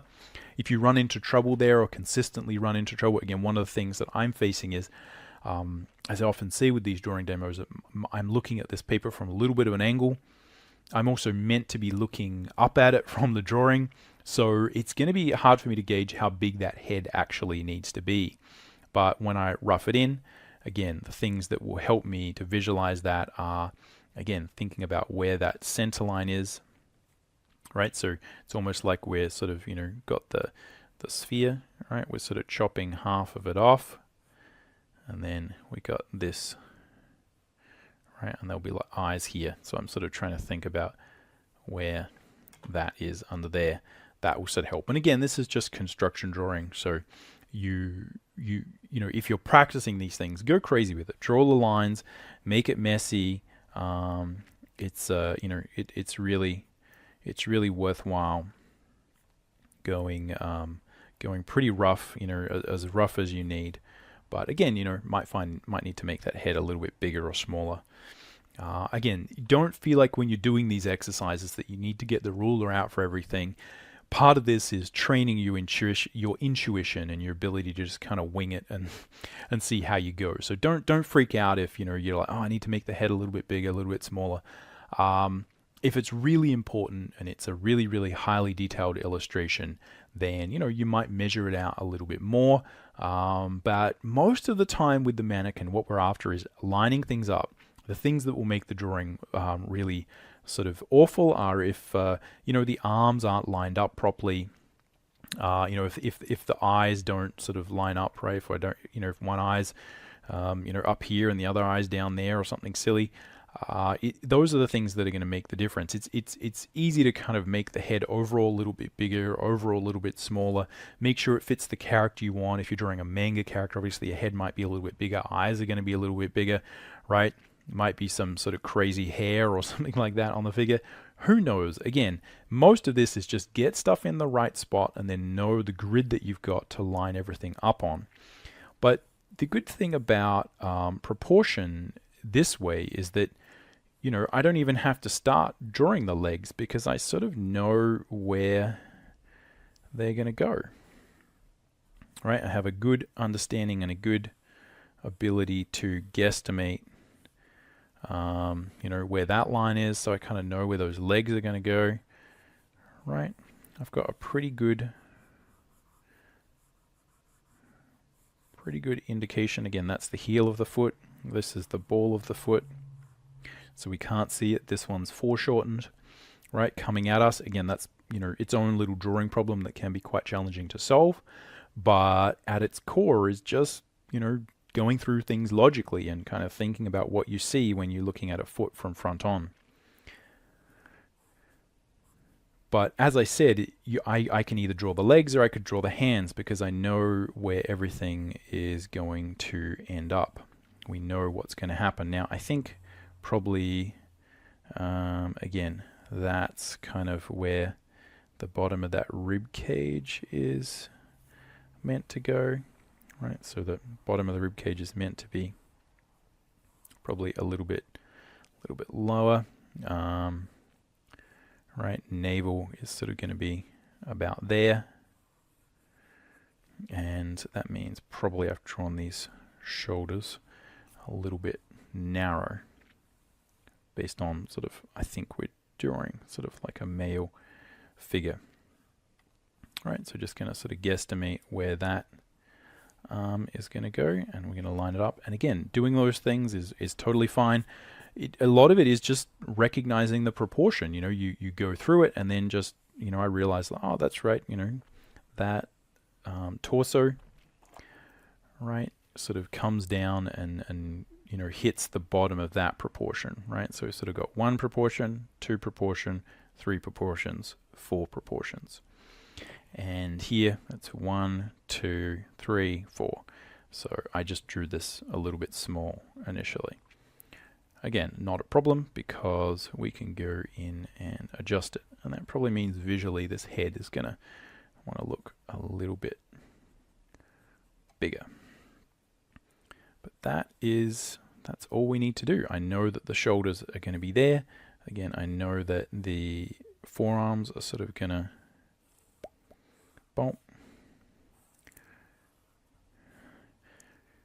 be about there. And as I said, we probably draw these shoulders a little bit lower. Shoulder there, shoulder there.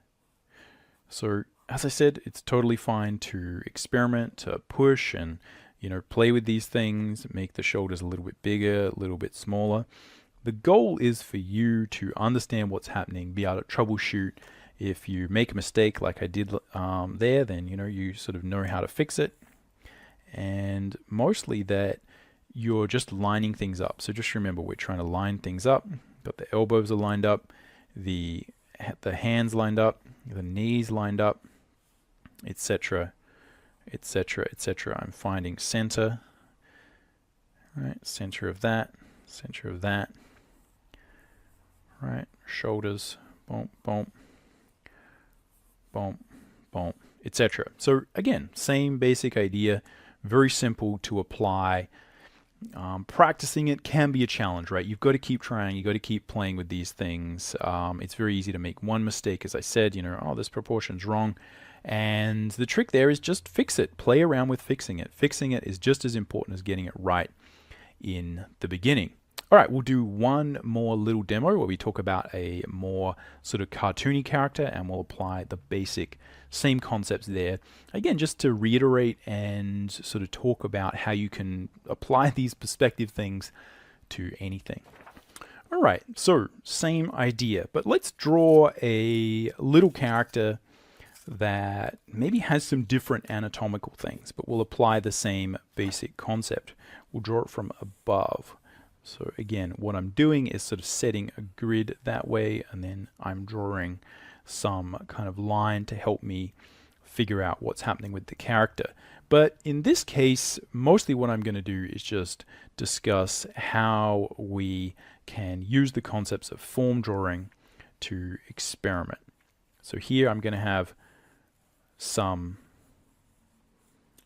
sort of those hip bones, but in this case, let's draw something that maybe is a bit more like a dragon or some little character who is a little bit more cartoony. So dragon sort of creature. Right, in this case, I'm going to draw, think about where that's where the center is. I've got right, we're lining things up. What I'm going to do is line up, that's where the knees are lined up, and then I'm going to draw one of these sort of animalistic legs. All right, so let's transfer that over. Here I've got, again, from side to side. All right, there's the center. All right, we've got this here, got that there. We're just drawing points in space. Here I've got my pelvis. Let's see if we can find that. This is tricky because we got a lot of foreshortening here. Right, and then I've got this over here. Where's it hit the ground? Hits the ground kind of over here. So really what we have to think about is what is the line of, where does that hit the ground? Right, and how do I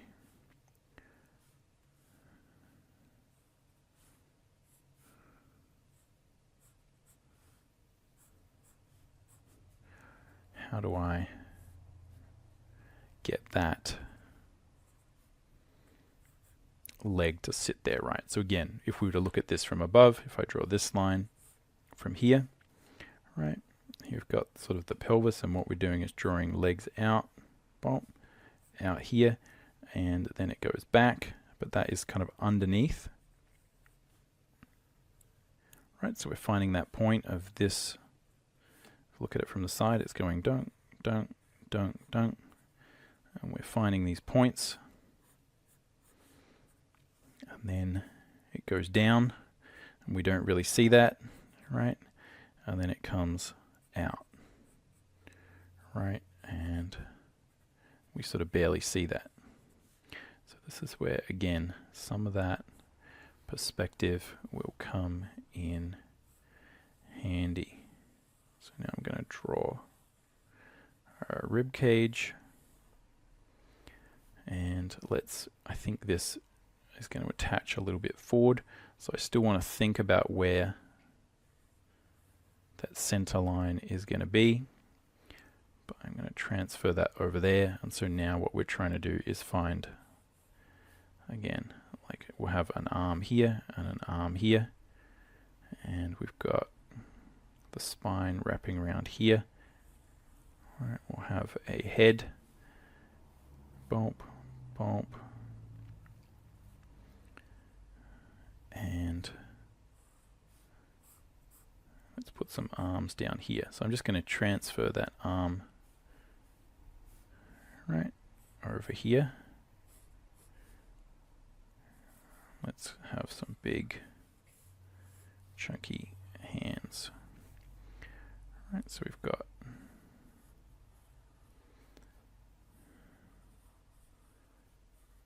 a mannequin like this. Hopefully you guys can see this, and then we'll go, let's extend out.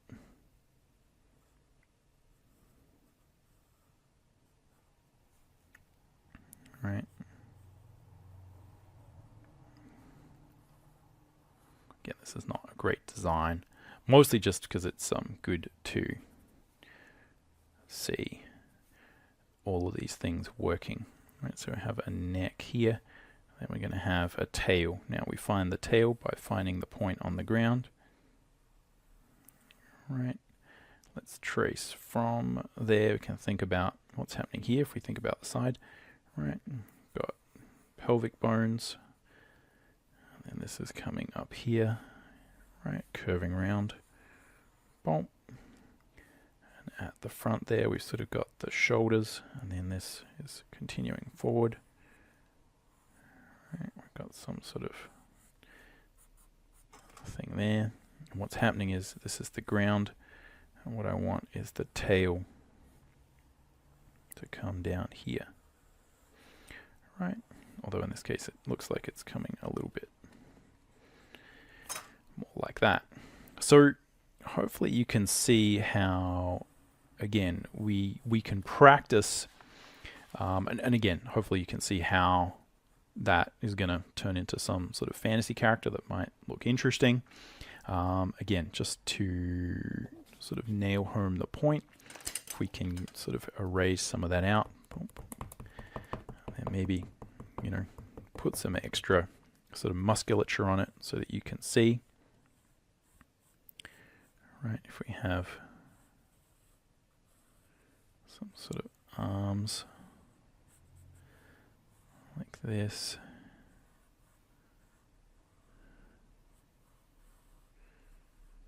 Right, leg.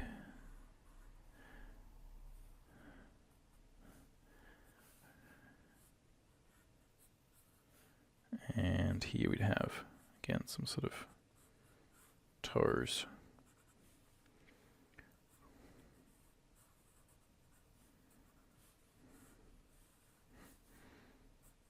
So yeah, again, hopefully you see that we could build that up if we wanted.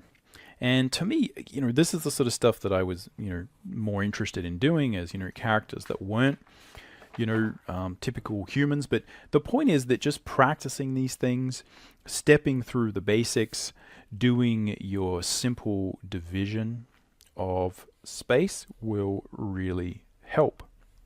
If you can do this right, if you can practice this and just keep going, you know, break out the ruler if you need to do it. If you're finding things are going wonky, as I said, go back, check your fundamental perspective knowledge, make sure that you're being accurate. A lot of the time, you know, these things are sort of going pear-shaped because, you know, as I said, we're trying to do a little bit too much of this extreme perspective. You're trying to do too much. stick with something that's almost like an isometric perspective. Isometric perspective is where, again, the lines don't really go back to a vanishing point. They're just kind of parallel to each other. That will teach you the fundamentals of how to control these grids that underline the figure and the structure. Once you do that, then you can start to build out more interesting characters. You can start to play with, again, much more extreme views, much more extreme angles. You know, you could try something that is, you know, super distorted, right? Where we're seeing like massive amounts of distortion there. Again, you ratchet up the difficulty bit at a time. Do a little bit of this. And again, there's like levels to the degree to where you're studying. These are still abstract studies. Do a few of these things and then just go draw your normal stuff for fun, right? That's what's important. The idea is important. Having fun while you're drawing is important. If you find that these are tricky, as I said, go back and just, you know, try and get your ability to draw cubes or some basic things as solid as that can be. Because then you find that there's follow-on. There's a flow to how these things support each other. But yeah, hopefully that has been interesting. Let me know in the comments. This is a little bit more of a technical one, which I do sort of apologize for. And the real challenge here is that I think both as a drawing teacher and as a student, what I remember, and I still find this kind of frustrating, is that it is hard to know where to approach this from. There's 4 or 5 things that you absolutely need to get right in order to start rotating these figures around and drawing them from different angles. And there's no linear way you can do it, I think, that gives you some amazing solution where you just do A, B, C, and then all of a sudden it magically works. It's a progression. Again, as I say, people can get really good at drawing cubes, and then they, you know, can't transfer those skills to their more interesting fun drawings. And likewise, you know, if you just kind of keep doing this, but you don't study the perspective, then, you know, you're going to find it a little bit harder to you know, draw these things from different angles, and it's certainly going to take you a lot longer to get those things sorted. So it's a matter of doing all of these things and trying to figure out where they fit into your art journey, where they fit into your particular way of doing things. And I think the most important thing is to look for failure. Look for places where you aren't understanding things, but jump in first. Don't be afraid. It's okay if you try these things and they don't work. Don't freak out. Just step back and say, hey, what do I need to learn? Which fundamental thing am I not getting? You know, am I just completely not lining these things up? In many cases, it is just one of the biggest problems that you'll face is just people will be trying to draw these kind of lines and they're not even remotely going to the same vanishing point. There's a lack of accuracy. So that's where, again, just building your ability to draw straight lines, to develop grids. Again, I'll link to that video in the description.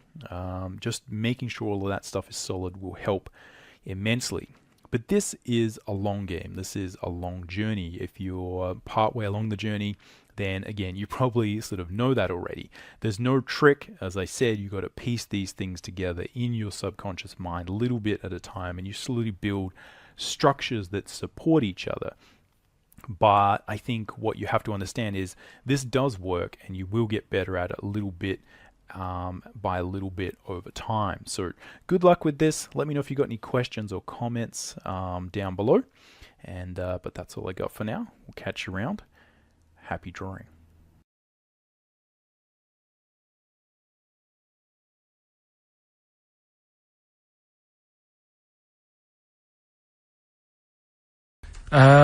Quizzes. What I did was, when I was on holiday, right, you said, you know, come up with a new idea, right? So the best way of coming up with ideas is sort of thinking, sort of nicking a TV show name and then twisting it a bit. Yeah. So, or just rip off Simon Mayo's idea completely. That's good advice for anyone out there. I didn't know. Yeah. If you're interested in ideas. Karl is presently running a course writing for TV. And that's lesson 1, isn't it? Just rip something else off. Just do it and change the title slightly. Yeah, well, go on. This one I haven't really got. I don't know what to do on the game, but I'm thinking strike it, Ricky. That's all you've got. That's what you've come up with. How long did that take? What is that? I just thought it sounded a bit like Lucky. Forget that one then. Yeah, forget that one. Okay, yeah, well, no, good. No, we all have hits and misses. Even Spielberg's, not all his films, you know, can hit the. Go on. Right. No, okay, no, it's a good. Go on. Yeah. Do you remember Big Brother? Yeah. Do I remember Big Brother? No, go on. Big Mother, right? You call in. If your mum's heavy, you win a CD. What do you mean? How can you prove that? Alright, forget that. Right, ER. Here's one. Right, ER. Good one. No. Yeah, no. The Price is Right, remember that? Yeah. Right. The Price is Ricky? No. The Rice is Right. And what I do, I read from an Indian menu and a Chinese menu. You tell me whether you have pilau or egg fried.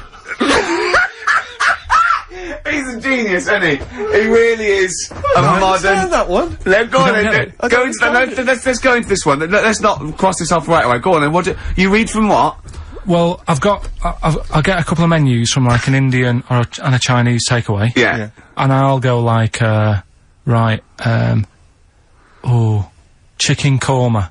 Well, could I just suggest that as it's an Indian, it will be pilau, and anything you read out that is. Yeah, but you don't know which one I'm reading from. What, the chicken korma's Indian, isn't it? Yeah, so you go pilau. But then well, you might as well say Indian or Chinese. No, because then the name wouldn't work. The Rice is Right. Okay, yeah, I forgot you was working for the title backwards, aren't you? Okay, yeah, okay. I'm so confused. I don't know where I am or what day it is. A programme that they've been in on Channel 4, right? Can you cross that out? We're not doing The Rice is Right either. I don't understand The Rice is Right. No, go on. I'll tell you that later. We'll have a game in the office, right? A game that they've been in on Channel 4, but has got really big viewing figures. Well, obviously not. Right. Or they wouldn't be binning it. Go on. Do you know 15 to 1? Yeah. They're getting rid of that, right? Are they? I'm thinking 15 Taiwan. Get some items that are made in Taiwan, right? Get 15 items, and I say what they are, and then you go, oh, I bet it's the vase. Or something. That's the one that's made in Taiwan. Yeah. Just explain that again very quickly. No, don't go. Cross it out. Forget that. Cross it out. 15 Taiwan. Right. Interesting. Carl is studying. Okay, what's the next one? What's the educating Ricky? I don't know, see, like I say, I was looking around and there's stuff that is interesting. Right, I was looking on the web. But there's no point. Well, it's just that I found one about, what's the point? About a lad who, 8 years old, but he's still breastfed. Now, I don't know if you can get anything out of that. Is that what his mum said?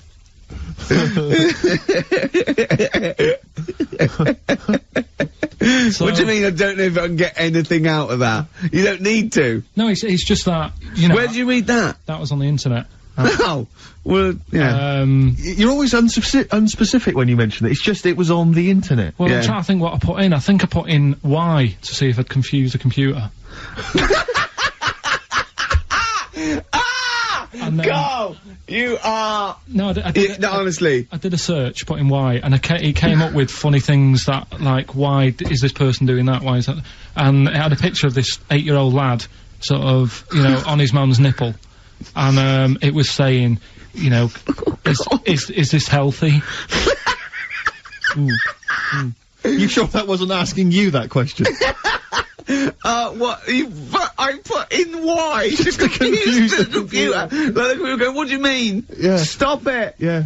Oh, look, yeah. Last week, I was walking, home with him, and I went, he was saying something stupid, and I went, I've got a competition for next week. Let's do a phone-in, and it's called Karl Pilkington, Genius or Fool. Yeah. Right?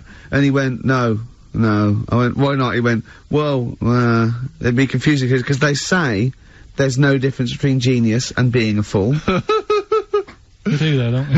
No, but it's rubbish, and people say there's a fine line between madness and genius, and, you know, it's a ridiculous soundbite. They don't say there's a fine line between a genius and an idiot. Well, the people who do are idiots. Yeah. So what would you do there, though, just to sort of wrap that little thing up? What would you do? That lad loves his mum's milk. What are you asking me to come up with? No, I'm just... A title for the story? No, it's just what would you do? Right. What do you mean, what would I do? Well, it's causing a bit of a problem in the area. Right? What area? In America, I think it was. Oh, America are a problem, are they? George Bush is worried about this kid who's breastfeeding at 8. Imagine it like this, right? Right. But, so, Carl, what are you asking me? About this spurious story you saw on the internet? I saw it on the internet. There's an 8-year-old lad, he likes his mum's milk, and it's saying, is this right? Should it No, be it's going not. on? But what do you want Ricky to do about it? It's not his responsibility. yeah. No, but the little town that he lives in, they're all causing an uproar, right? Going, this isn't right, you know, I can't let my kid play out in case he's in the garden with his mum getting a bit hungry, right? So, Oh, God. what should they do? Because his mum's saying, well, he likes it. Yeah. And he, you know, so what do you do? I don't know the laws. No, but I'm not asking you to sort out the laws. I'm just saying, if you lived in that neighbourhood, what would you say? If you went up to him and said, look, everyone's getting a bit fed up with this, look. I'd say, what would I do? What do you mean, what would I do? what are you asking me? Right, it doesn't matter. No, what are you asking me? What are you asking me and Steve and the public? I'm just saying, say if you live next door to this woman. Yeah. Right? The kid's hungry, 8 years old, he's out playing on his bike and he goes, Mum, I'm getting a bit peckish, and he goes, alright, son. She whops one out. And he starts having his milk, right? You live next door, you're putting your washing out, and you see this going on. You're getting a bit sick of it, because it's gone on for months. 8 years, I assume. Why is it your business? Why are you such a nosy neighbour that you're concerned? What would you do, Carl? Let's turn it back on him. Yeah. What would you do? What's your solution? What would you do? Well, I thought I'd say, right, why are you doing this? And she'd say, because he likes it. And I go, all right then, put it in a bowl first. And you think that would sort that out? No, because I was thinking about the whole thing, right, and you do that when you're a baby, and everything's alright, innit? Yeah. No one bats an eyelid at a little baby having a bit of milk from its mum's breast, right? Yeah. You'd almost say it was natural. But you grow out of it. It's like, you don't see. It got me thinking about things you don't see. And you don't see. Did you put this into a computer? Show me things you don't see. What else don't you see? Well, you don't see, like, an old man having a Twix. You never... Oh! So what? You know the terrible thing about all this, Steve, is he's right. You don't see an old man I eating a know, Twix. that's a terrible thing. So what they have got, right, they've made old man toffees, haven't they? They've come up with Werther's. Is that a song? Oh God! You don't see it. No, listen now. So they've got their Werther's, right? Yeah. So, look at him! You think he's giving a lecture at Oxford? It's not going anywhere. No, go on, sorry. Go on. I'm just saying, right. You grow out of things. Yeah. And the old man, I'm sure when he was a kid, he'd have a Twix. Yeah. But now it doesn't look right, so he's having... It doesn't look right! So... Right. I don't think Werther's originals were specially designed for old people. I think they were sweets that just happened to have been made for years. That's why old people eat them. Yeah. They didn't go, hang on, there's a market here. I've noticed old people aren't eating Twixes. Quick, let's make some old man sweets. But the little advert, he gives it to his grandson as well, doesn't he? He goes, I have a Werther's original. Now, I think it cuts, though, before he throws it back in his face and goes, get me a Twix. And a damn curly-whirly, Grandad, you old fool. Hello everyone at Warner's, thank you so much for getting behind the DVD. Hope you're enjoying your Q4 presentation. We're right behind it. We're going to do TV and radio and really make this a big seller, we hope. What are they doing? What are they doing towards this? What is this all about? Well, we're... What do you mean presentation? Why are they having all this? Well, we're motivating them to sort of go You out and shouldn't sell need it. motivating, it's the job. They're either good at the job or they're not. If they're not, get rid of them. Right. I mean, Alan Sugar doesn't piss about like this. If someone's weak, he kicks them out early. Why are we having a little presentation? When you say presentation, is it a night out? I bet they're all sat there going, what's all this about? Oh, another DVD, whatever. Get the drinks in, Harry. That's what annoys me. This isn't going to motivate them at all. It makes no difference. It's just another free night out. It's their job to sell this. Why have we got to help them get behind it? Do your job. Does this happen in any other job? Doctors doing surgery. I'm not in the mood for this. Let's have a presentation. Let's get the family in. Please help me, Grandma. She's not been well. She needs surgery. All right, let's do it for them. No, they just get out there and do it because they paid. So get off your arse and get out there. Quarter 4. That means they have 4 of these a year then, does it? You have to keep being reminded of the job. Don't forget, you've got to get out there and get off your arse and sell stuff. Fuck me.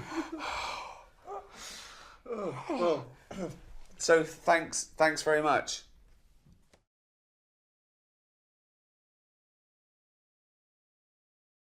Anyway, Rockbusters, Carl. Yeah, should we get the ball rolling? Let me just find the gifts here, the little treats. We've got the album from the Coral, you know what I think about that. We've got Comfort in Sound Feeder. Well, it's just a novelty record, isn't it? Yeah. We've got, on DVD, more great comedy moments, favourite clips from the best of contemporary BBC comedy. We've got Partridge on the front there, we've got one of the guys from Red Dwarf, and brilliant. Good stuff on there. Smash Hits, the reunion, more great 80s tunes, Kajagoogoo's on there, plus some stuff. Too Shy? It is Too Shy. Yeah. Actually, let me see if you can guess which one's from Tiffany. Well, yeah, I know it, the only one. I think we're alone now. Yeah, I think we're alone, yeah. Mel and Kim? Respectable? Mm-hmm. Human League?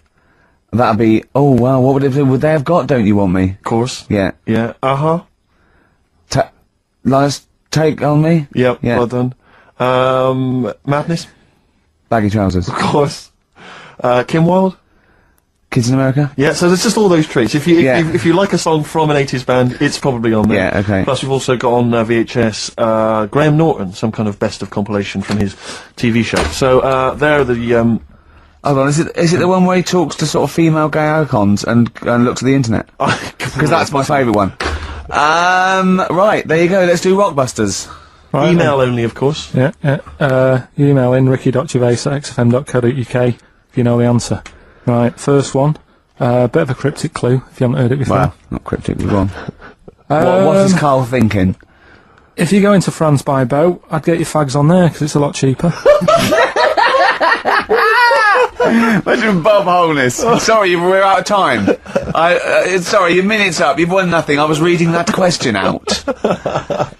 Sorry, right. so what's the... Well, let's do it again, and I want it to be exactly the same, word perfect. I bet you it will change all over the place. He's lost it. Go to France, buy yourself a boat with fags are cheaper.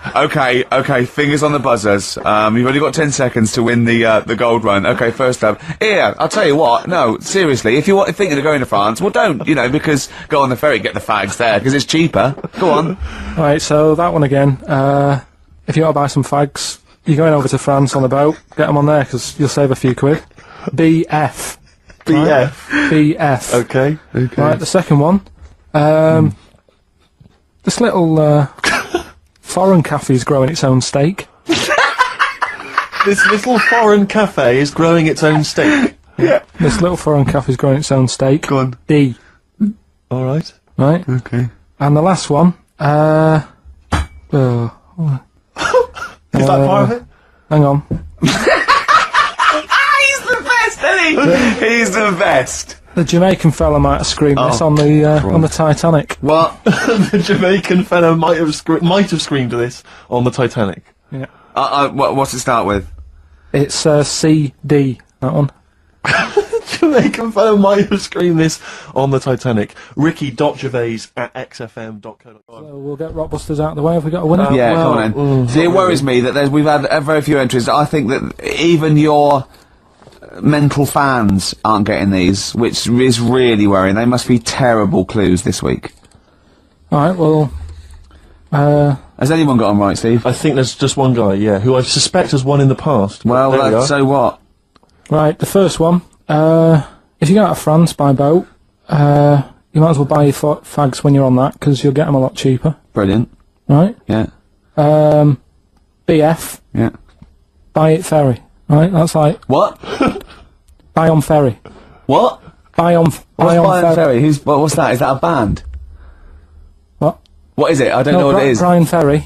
Brian Ferry? What's that got to do with buying on a ferry, though? Just because he's quite close to it. Buy on ferry. What? Buy on ferry. Sorry, what's your first language? The second one. That's rubbish, that doesn't count. No, Brian Ferry. Brian Ferry, buy on ferry. There's this little foreign cafe. It's growing its own steak. That's Delamitri. The third one. What? Sorry, what? What is that? What is that? Delamitri. Deli is a little foreign cafe. Yeah. A meat tree and that. A meat tree? A meat tree? What were the initials for that? Just D for that. Just D for that? Yeah. So not DA? So you didn't even give them a chance to get the group? Oh, they got it. Well, no. No, they didn't. Right, it's the end. Go on, right. Go on. Deli meat tree? Deli meat tree. One word. D. Or any letter. They're growing their own meat. M's in it. Go on. Okay, so Bayern, I love Bayern Ferry. And Oxford Music was brilliant. I love Oxford Music. Go on. Can I just point out, Rick, that, we've David Bowie? Deli meat tree. Yeah. I don't see why, necessarily, Aidan, who, emailed in, why he doesn't get to win, because he emailed in dire steaks. Seems to me just as valid, as far as I can tell, but Deli meat tree it is. And the last one, if there was a Jamaican fella on the Titanic... I'm looking forward to this, with a little bit of fear. Jamaican fella, if he was on the Titanic, he probably would have screamed this. Yeah. That's Christ, de Berg.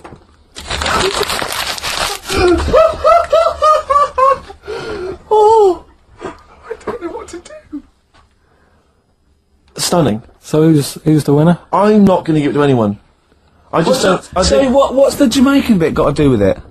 It's the D. Just Christ, de Berg. Say it again? No, I think they've worked it out now. What do I say again?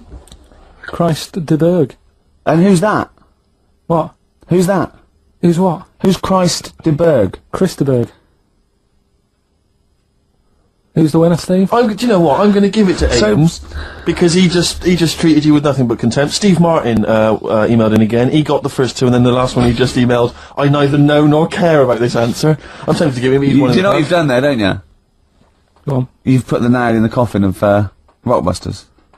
I warned you for 3 weeks, and you sort of bucked your ideas up for a little while. But Christ de Berg... Those are the worst you've ever done. The worst are Delimitri, so, and didn't it just put D, and then Bayern Ferry. Bayern Ferry. Bayern Ferry. So... Last week, after your nervous breakdown, you went to Hastings. Yeah. Can I ask, why the hell did you go to Hastings? It's so arbitrary. What do you mean? Why go to Hastings? You lost him on arbitrary. Why did you choose that above all other places within... It's amazing, isn't it? You look at his face when you say a word that, you know, he doesn't understand, and it just goes dead. It's like when your computer freezes. Yeah, it is like that, yeah. Is there an equivalent to Control-Alt-Delete when Karl just doesn't understand, so we have to press, like, knob, bollock, finger up arse. It takes him out of his sort of stupid, doesn't it? Now that's 3 things to press, but you've only got 2 hands, so... Wow. Yeah, I know. God, what would I do? I'd have, hold on, so I could have the thumb of my right hand, pop that up his arse. I'd have probably my index finger of my left hand on his knob. How would I press his testicles? What would I use? I'd have to use some other part. Shall we try it? Yeah, let's go around there. Messing about. Look, come on. What? Sit down. It's time you have a little kiss. You're so welcome. I've already had a little, What happened, Karl? He loves it, he loves it. I'm just gonna give you a little kiss. Just for the webcam. Right, hurry up then. Alright, on the lips? No, not on the... come on. Oh! I love it because he hates it so much. You won't get that radio on. Rick, can I just kiss and make up with Karl? No, that is... No, let me just kiss my kiss. Yeah, but it doesn't next week it'll be the same again. It doesn't mean anything. It's like saying sorry. Oh, on the lips. Go on, he's... Karl! Get I've never... Karl has gone a absolute shade of purple, straining not to have merchants... There's no point, Steve. No. There's no point. No, just shake and make up. Shake what, Rick? There you go. All friends, sit down. That's lovely, that's a lovely moment. So, can we finish there now? Yeah. What do you mean? What do you mean, can we finish there now? Just play the ads and go. What? No, what are you talking about? We're going to play Joni Mitchell River. Sing it all day. Play that then. Goodness me, Karl, look at you. We haven't got time. Merry Christmas, Karl. Merry Christmas, Karl. Enjoy the show. Let's give him a little kiss. Oh, a little kiss. Oh, no, with tongues, it's Christmas.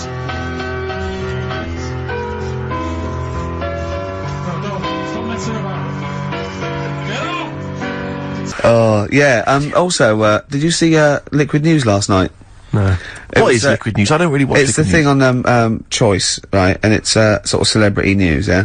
And, Julian Clary, was on, and, they were talking about the Sony Awards the night before, which we went to, and they said, something like, a relatively unknown had won the Entertainment Award that we were up for, and Christian and Chris Moyles and Jonathan Ross said, beating off bigger people. Not he was beating off bigger people. They weren't suggesting he was... Was Julian Clary beating off other lot again? Yeah. And it said, so, the people who didn't win resorted to silliness. And it cut, right? I don't know where the camera was. It must have been miles away, because it wasn't us. Cut to me making a little hat for you out of a Budweiser box, a little dialect thing, and then forcing it on your head, and you sort of struggling. Do you remember that? I do remember it. Yeah. They're always watching. They were filming us? They were filming it, yeah. Scary. So, yeah. That's really scary, because some of the things we were doing... Because I was tying scarves around your head, wasn't I? We were touching Karl in an intimate way. We were gaying him up. To make him feel all uncomfortable and everything. Because he doesn't like that sort of thing, do you? Can't stand it. We're going to be giving you a cuddle about 5 to 3, seriously. Yeah, we are going to... On the way out... And I've got roaming hands. Yeah. Do you know them girls who came up from the radio academy and sort of said, oh, so you're Karl then? Right, yeah. A couple of fans went up to Karl. Yeah. Just on the way out, I said to him again, I said, look, I'm not gay.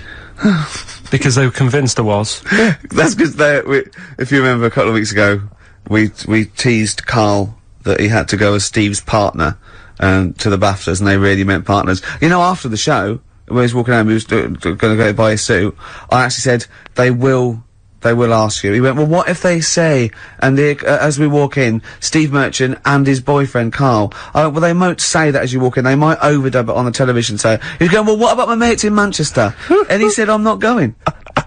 The risk of someone in Manchester thinking that he was going out with you, mind you, it was probably going, wow, if he was gonna see where you're going with that. If you were gonna be gay, you wouldn't choose Steve, would you? No. Who would you choose if you were gay?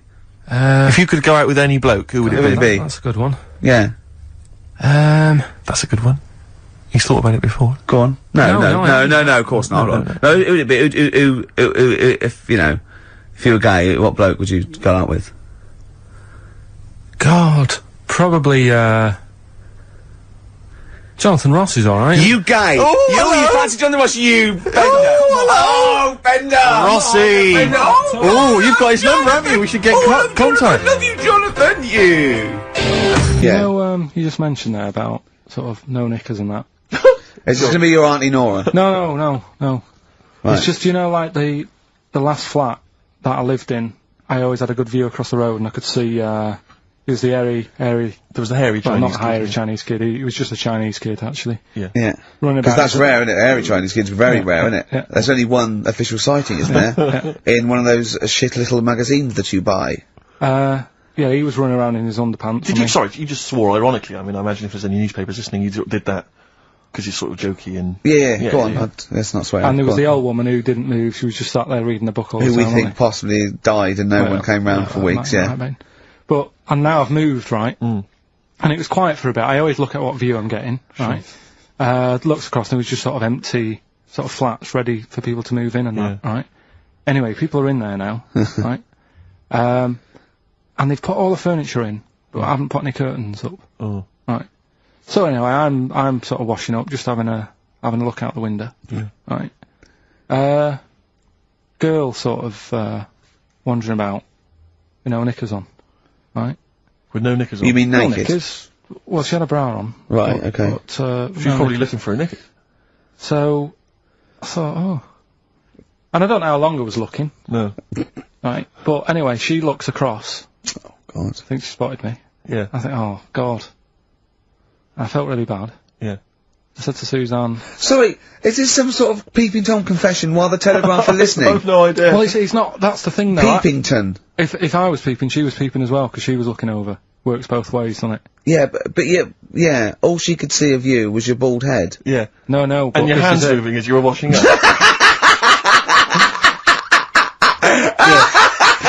And some white-looking substance rotting up. Particularly stubborn stain on this glass. Yeah. Oh, God. Imagine that. Imagine if she looked across. I'm assuming your sink is lower than the window. But didn't she just, like, just cover up or something? Or she looked back and go, oh, you're looking at funny? Well, the thing I did... What? I thought, oh... just sort of dropped me boxer shorts. Because I What? thought, well, Suzanne said, "What are you doing?" What are you talking about? What are you talking about? No, just so they can see me cheeks of me. What are you talking about? No, because I thought, if she thinks I'm walking about in the nude as well, then we've both got something out of it. Carl! This sounds like a bad excuse in court. I know. This is Or the plot of a film on Channel 5. I mean, this is like the doctor who got done right for exposing himself to a patient and said and then painted that little thing that you look down their throat pink. Yeah. And going, this is what they saw. yeah. No, so sorry, you were looking at a woman dancing around naked, right? So the only thing you could do was immediately drop your boxer shorts. So she looked across, saw you fully clothed, saw you took your boxer shorts. No, she wouldn't have done, because it's sort of just the top half and the sink's at a side angle, so I was sort of looking out. So she wouldn't have seen your trousers then anyway? No, she did. I moved in front of the window more. So you then made you actually climbed in front of the window. Oh, this is amazing! So you climbed in front of the window to show off it wasn't your naked lower obvious. half. Suzanne said, "What are you doing?" I bet she did. What are you looking at? I sent you in here to clean up. What are you doing? I'm just taking my trousers down, standing over the window. Why? Because there's a naked woman across the road. What do you think I'm doing, Suzanne? I'm exposing myself while looking at some free funny. Leave it. What's up with you, Suzanne? Leave it then, leave it. Christ. Are we doing Rockbusters or what? Yeah. Oh, she sent you in there to read up on Einstein. She comes in and finds that. Oh, brilliant! Anyway. Wait a minute, can I just get a final question? What did the woman across the way, what happened? What was her reaction? I didn't look again, I just thought, you've seen a bit of action as well, we're both happy, let's leave it. Brilliant. So were you waddling around like a penguin with your trousers around your ankle? I just was walking about and Suzanne said, "What are you doing?" I said, "I'll explain to you in a bit, but don't look out the window," because then it's obvious. Then he sees, she calls her husband to look at Karl walking around naked. He goes, "Oh, she's got quick, Suzanne, get him out. There's only one with you. Get some more friends. They've gone one more." Anyway. Brilliant. Right, play a record and come back to Rockbusters. And Monkey News. We haven't got enough time. Do Rockbusters. Oh, God almighty. Right, a couple of listeners Karl, what were you saying before we cut you off? Yeah, it's just that, you know, you had the girls in and that, and it reminded me, I was talking to Steve in a week. Yeah. I think it's, when people were talking about going to Stringfellas and that, Yeah. I was talking about seeing naked people. No, yes, I asked him, I said, when he used to watch, say, if he accidentally flipped onto BBC Two and some ballet was on, would his eye ever been drawn to maybe the gentleman's lower regions rather than the ladies'? The gentleman's package? Yeah, would your eyes ever be accidentally drawn to that and you couldn't resist it? And you said yes. Yeah, because, right, Oh, I don't dear. think I'm, Oh dear. Well, go on, I mean, fair enough. no, right, I'm always looking at the beautiful ladies, but fair enough. yeah, No, go on. but, right, Have you ever looked at Wayne Sleep's testicles? I went out, Have you ever looked at Wayne Sleep's penis and testicles? I went out on a night out, right, and it was it got to some point in the night where two women and two fellas got on the stage, Right. started stripping off. Yes. Yeah. Just what, members of the audience? No, I think they were, like, part of the act, right? Right. And, What was it, panto? they down, the fellas had, like, their undies on, and the girls just had their knickers on, Yeah. right? And, Sounds pretty erotic at the moment.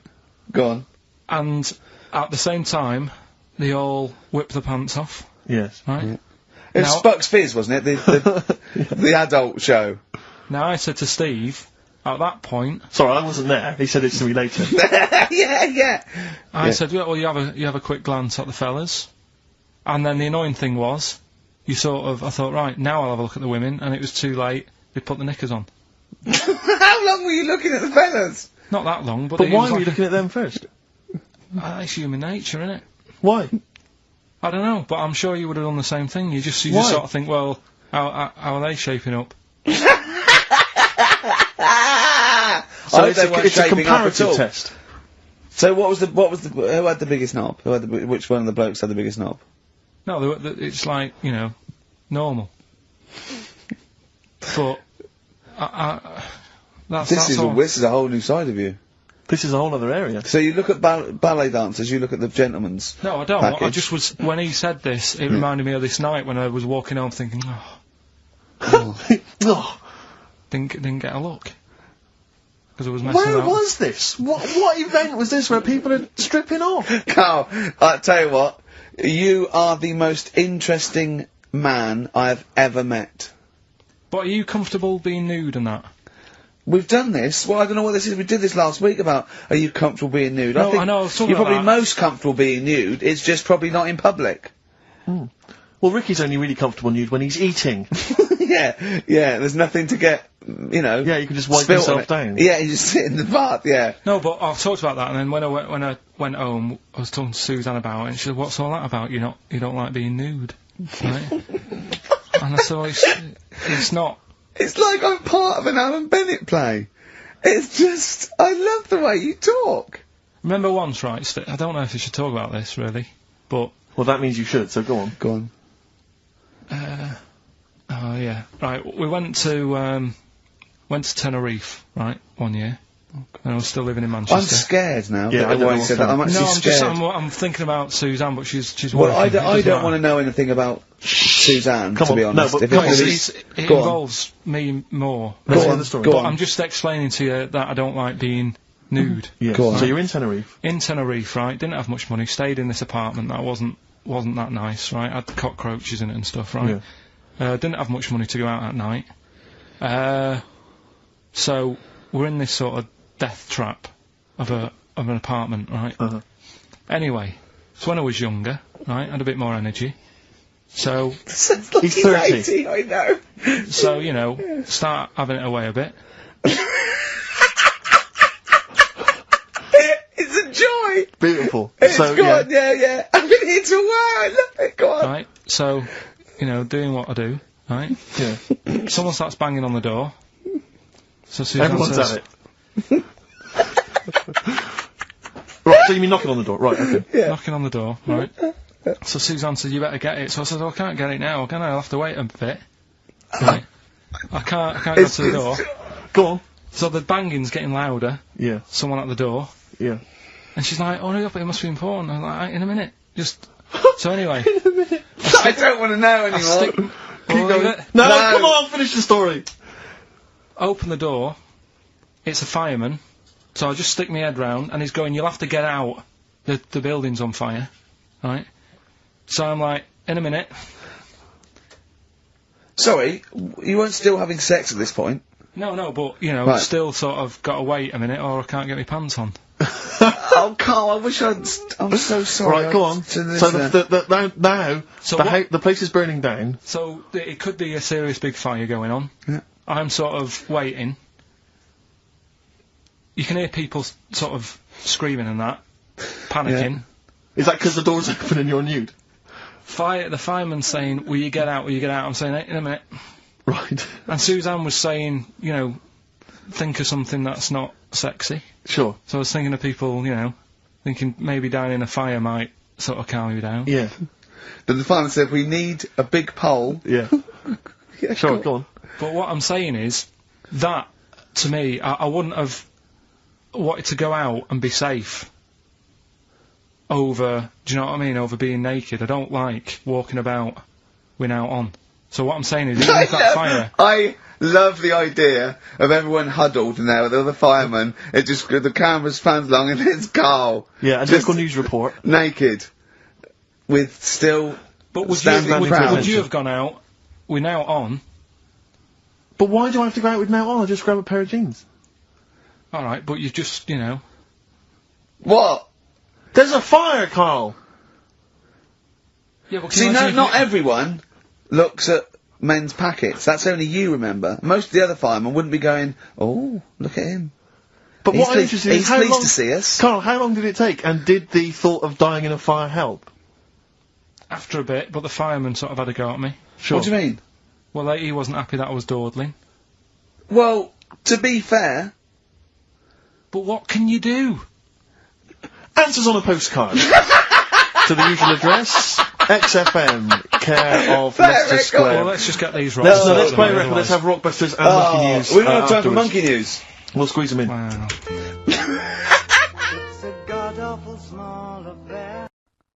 I'm not a champion of Rockbusters, as you know, but I think it's overstayed its welcome. But I'm willing to go Well, I along think with Carl's just giving the fans what they want here. it. Okay. It's a popular thing, isn't it? Got some good prizes. The press are behind it. Let me tell you what the prizes are.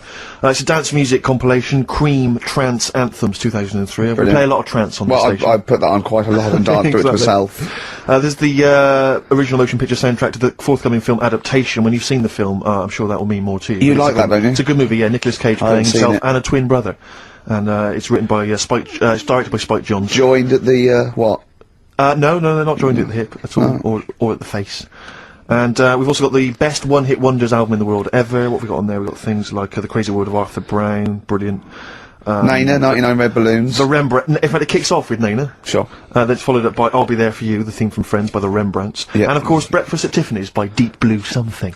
Brilliant. Deep Blue Something. Is that the worst name ever? I think it possibly is. No, Sixpence None the Richer. Sixpence None the Richer. That's a pretty bad name. Okay, again, I know we've got a lot of chill-out fans who listen to us, so the best chill-out album ever. Yeah. Bear in mind, of course, all these prizes collated by Karl from, I guess, people's drawers. Yeah, looking in a drawer.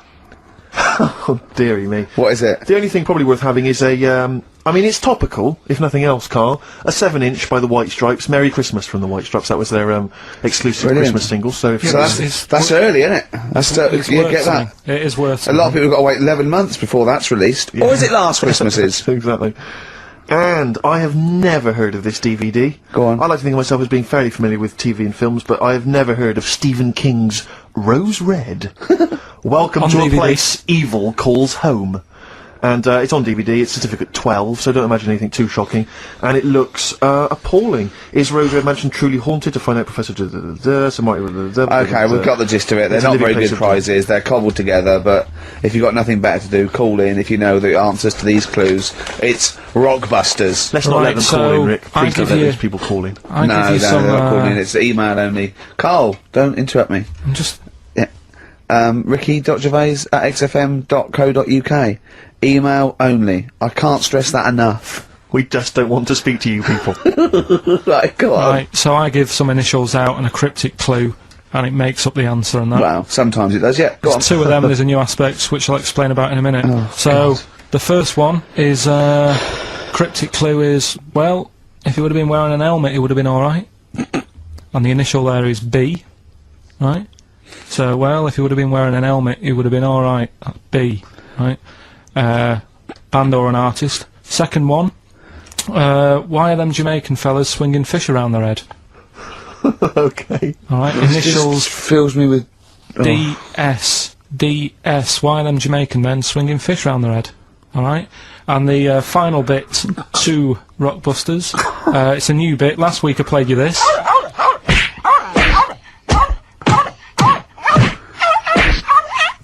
His face goes along with it. That's someone beating up a dog. That was Smack My Bitch Up, right? So here's some sound effects and that, and they make up a song. I can listen to him talk all day. Let's have a listen to the effects.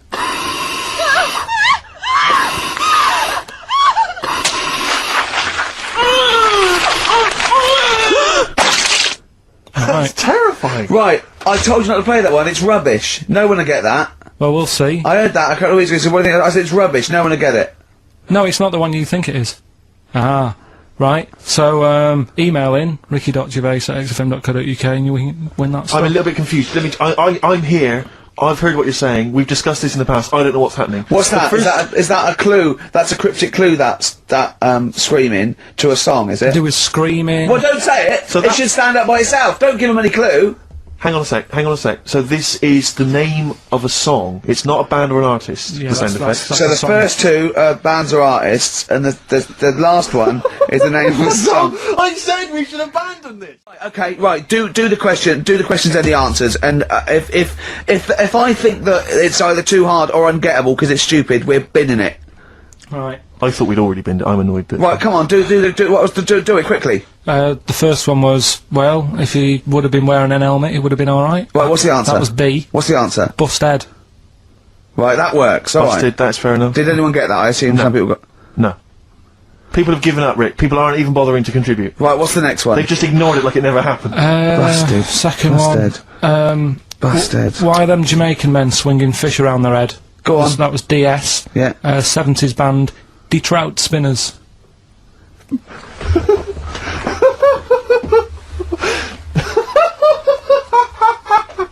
The Detroit Spinners have become the D-Trout Spinners. Yeah. Okay. Brilliant. And then the final bit, I'll play you some effects. Let's hear this. It's terrifying, Carl. Oh, what's happened there? What was happening? No. What's the answer? That was Born Slippy. The woman was having a baby. The doctor tried to grab it. It fell onto the floor. That's in your head, Carl. That's just a load of screams. That's in your head. Oh. Do you know what? I haven't even got onto Born Slippy. I'm still on the Trout Spinners. Well, let's put a song. That's it. I don't know what to say.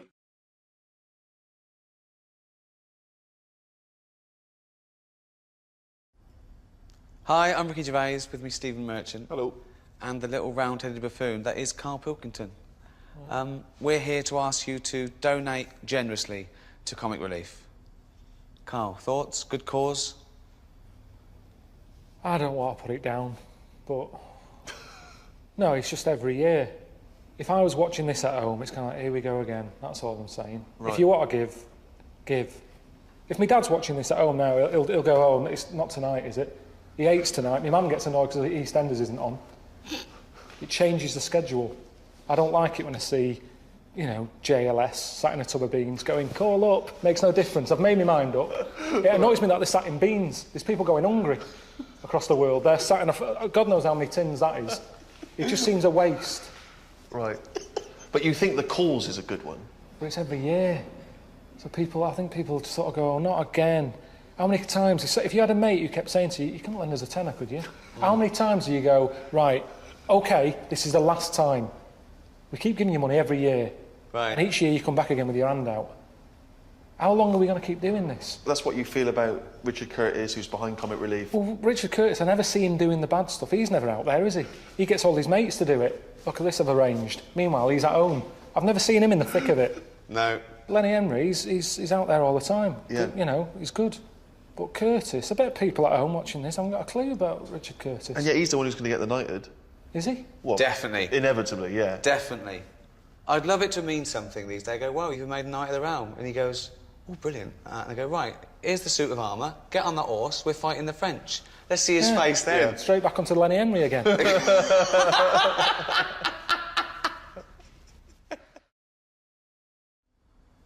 I feel that Karl's perhaps been a bit negative about Comic Relief. Can you give us your appeal for people to contribute to Comic Relief? I just wish they'd focus on one charity. Just one thing a year. They go, this year, we're going to sort that out. And once we've raised money for that thing, we're not going to be knocking on your door again saying, we want some more. Okay. That is it. What should we do? What charity do you want to solve?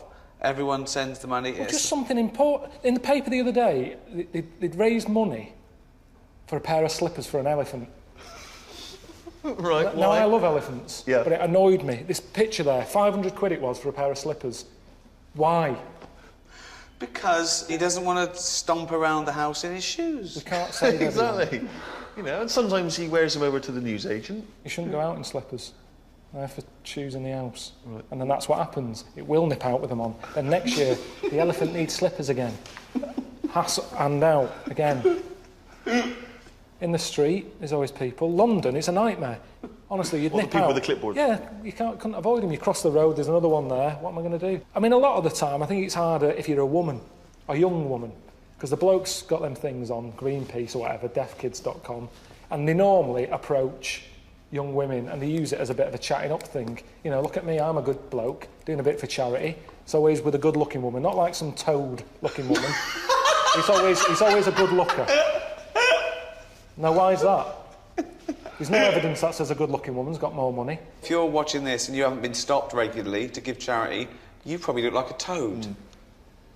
Red Cross, they've got more out of me. They keep calling up now they've got my number. Whenever there's a problem in the world, that phone isn't for me anymore. It's no use for me. It's just like the sort of Mother Teresa line. She's dead, who else can help us? Well, we've got Carl's number, give him a call. He's got a few quid. Honestly, that's how it seems every time. But I've told you, help the aged. You sign up, you give them your bank details. You're going to be looking after Edna. And they give you a little picture of Edna. She's sat there with one of those sort of pinnies on. It tells you what it's going towards. Pay you £10. That will go towards keeping Edna warm, right? Get another pack, about a month later, open it up, there's Edna, she's got a tan. So that's what they're doing with the money, not just keeping her warm, popping the gas on, sending her away on holiday.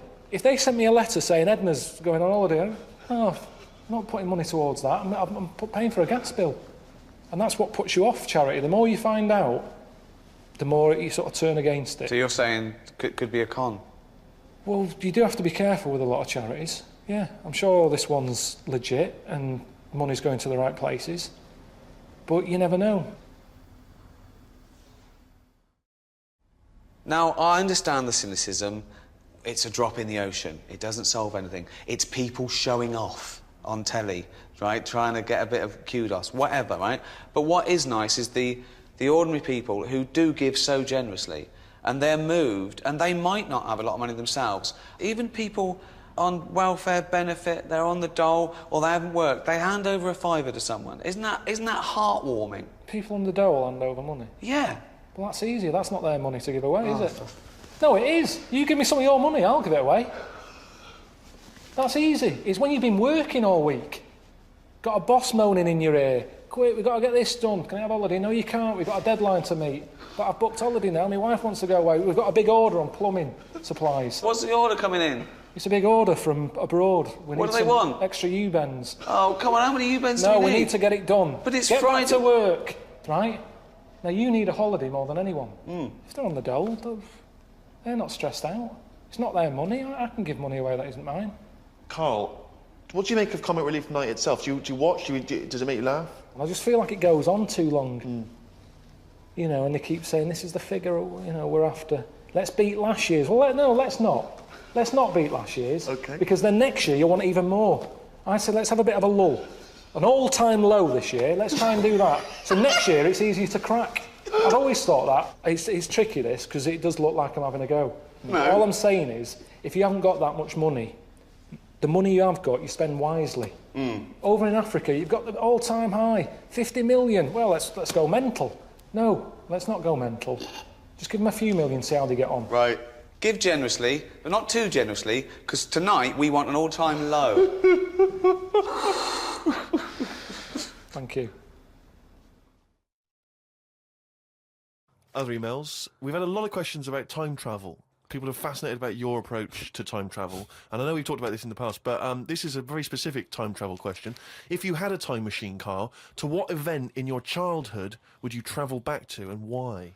What's the point in going back to things that you thought... No, it's just that it's never as good, is it? It's like a place you go on holiday and you go back thinking it'll be as good as the first time. It never is.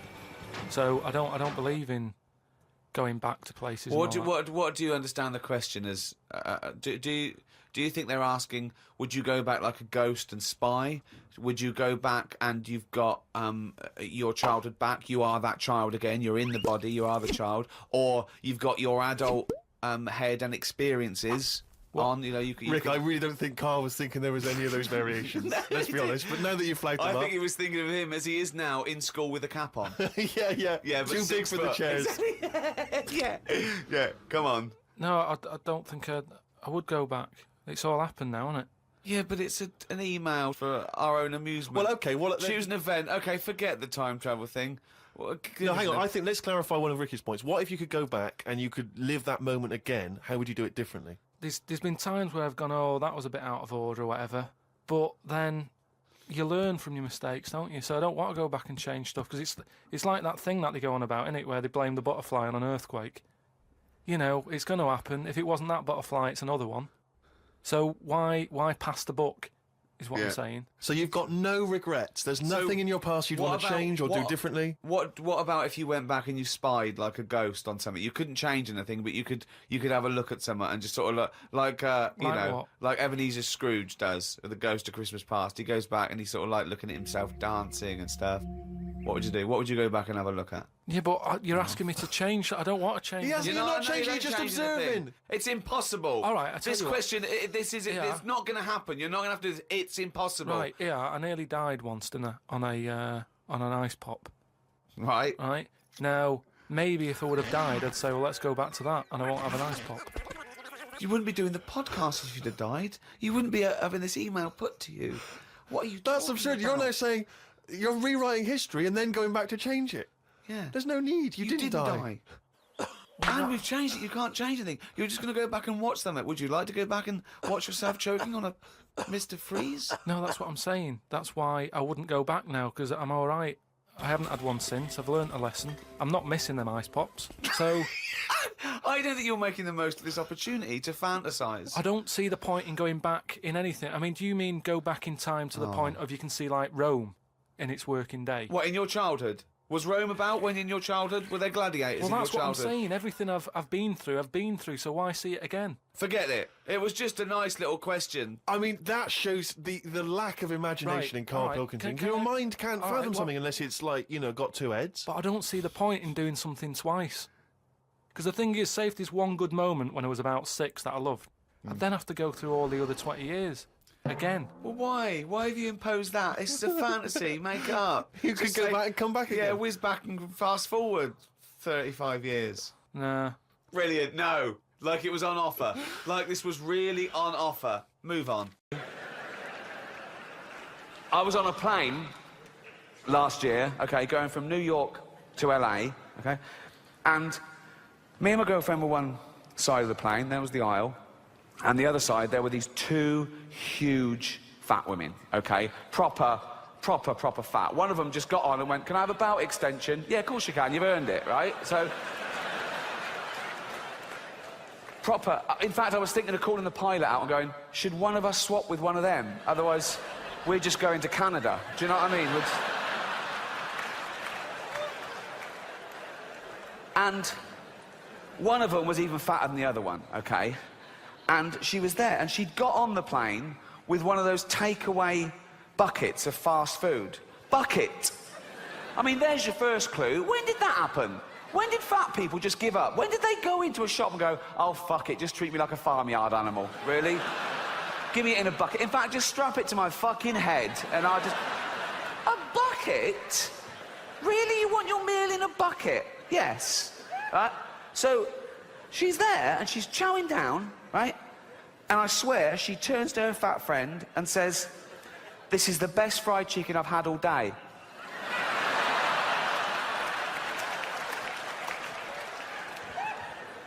But I'm not having a go. I'm not having a go. No, I'm not. No, I'm not. Because even though it is their own fault, and it is their own fault, I don't know if you know this about fat people, they fucking love cake. They love it. They love it, right?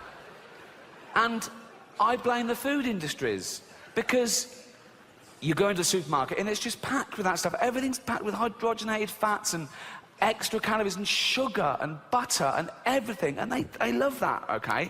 And there's always a big door, isn't there, to a supermarket? It's always... they've got a quadruple door, isn't it? No one's ever been too fat to get through the door of a supermarket, okay?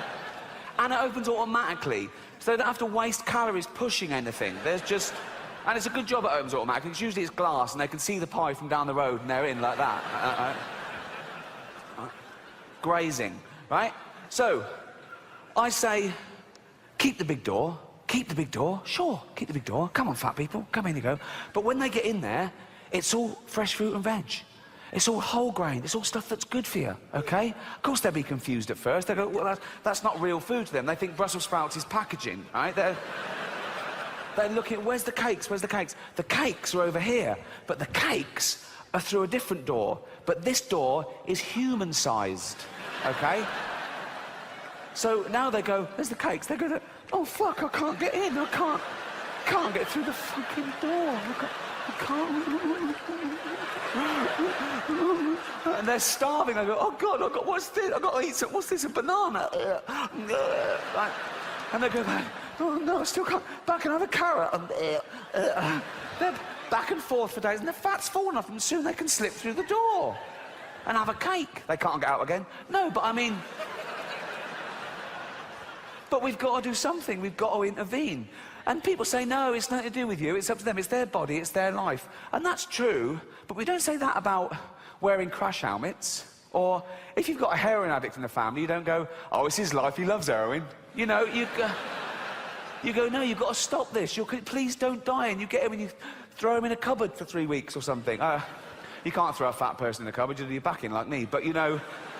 heroin addicts, they don't weigh anything. You can throw them around willy-nilly, right? But, in fact, when they're lying there with the needle hanging out, you just get the needle and flick, and they just go into the cupboard like that, OK? Fat people, you've got to lure them in. A little trail of chocolates, and they just follow that anywhere, like that. But we've got to do something, because a third of the world are obese, and a third of the world are starving. The fat ones are eating the skinny ones' food, basically.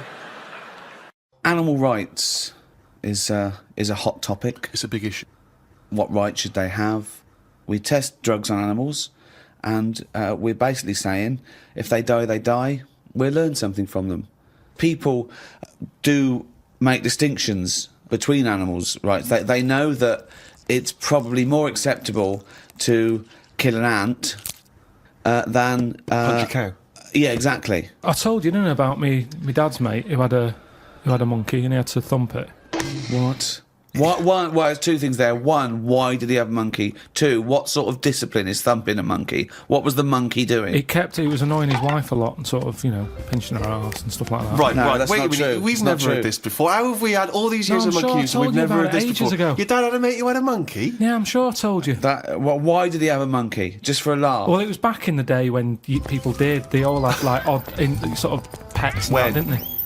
In, like, about 68. Oh, In 1968, 1968. when everyone had a monkey. But he had to thump it. Now, the weird thing is... No, that's weird enough. Is this is all the story? This is the entire story? No. You've got all the information you've got is he had a monkey and he had to thump it? Yeah, my dad told me about it. When he found out that I was into monkeys, he said, oh, Benny thumped one. And, Benny thumped one. Oh, my son's into natural history, particularly simian variety. I've got an interesting fact for you, Carl. Sit down. What is it, Peter? Benny thumped one. Brilliant. But what was interesting is the way that people are thumping other people all the time. No one bats an eyelid. Thump a monkey. People go, you thumped a monkey. Yes, they do. They do go, you thumped a monkey. So that's what's weird, isn't it? But this chimp doesn't want to be caged and kept in a fucking council house in Manchester. No, it was quite happy. And if It he wants to wasn't live like a happy. human... I mean, in the 70s... You know, there were all the teabag adverts and all that, and they were loving that. No, they then weren't people loving it. interfere, people go, that's unfair. Now they're in like a cage in a zoo. You're going, it was better when I was pushing a piano up the stairs. They weren't really... They weren't actual delivery men. They weren't really sitting down and having a cup of tea. It wasn't a documentary. A week in the life of the monkey delivery men. I love that. Chimps in a zoo now going, okay, now at least we were free. Remember when we used to drive a van? And we're on 58 quid a week. Yeah. They're not meant to be kept in a house in Manchester. Cruel to keep a person in a house in Manchester, so it's fucking cruel to keep a monkey.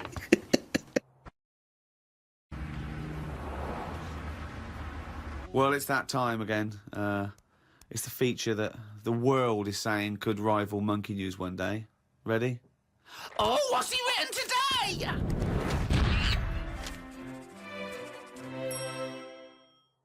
Well, Carl's diary. You didn't explain what it was. Sunday, got up. Sunny day, so I went for a walk in the park. There was a bloke walking down the street who was whistling some kind of annoying tune. He seemed quite happy with himself. Do people only whistle when they're happy? I don't whistle very much. It's a good point. Whistling is so inane to me. But yeah, it's sort of like going, I'm content. It really is that thing that if they go, you go, well, Mr. Mellors, I'm afraid we've got some bad news. Not only has your wife died, but you've lost the house. Thanks, Doctor. Wouldn't happen, would it? No, you don't whistle when you're sad. The other place you hear it, of course, is changing rooms. And that's men going, I'm whistling, so I'm not looking at your cock. How could I be? I'm concentrating on whistling. The lake was frozen over where I was walking. The ducks looked worried. They were sat on the edge of the lake waiting for it to melt. Were they, Carl? Yeah, we just sat there looking, sort of going, oh, what's going on? I don't know. How long is a duck's memory? Because I wondered whether they're going, this doesn't seem right, but I don't know why. I asked Suzanne why ducks don't use their wings much. They seem to walk and swim more and don't bother using their wings. Suzanne said she had to call her mum and dad, so I never got an answer. The old excuse. Yeah. Suzanne, I can't talk now, Carl. Gotta phone my mum. There was a marathon-type run going on in the park.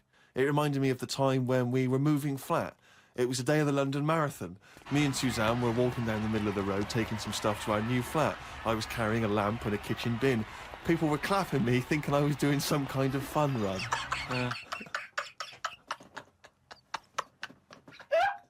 Why were you walking on the same route? Because it was when we lived on the Docklands. Oh, brilliant. There was no other route. The flat was just about 100 yards down the road. They're going, look at the bloke with the bald wig.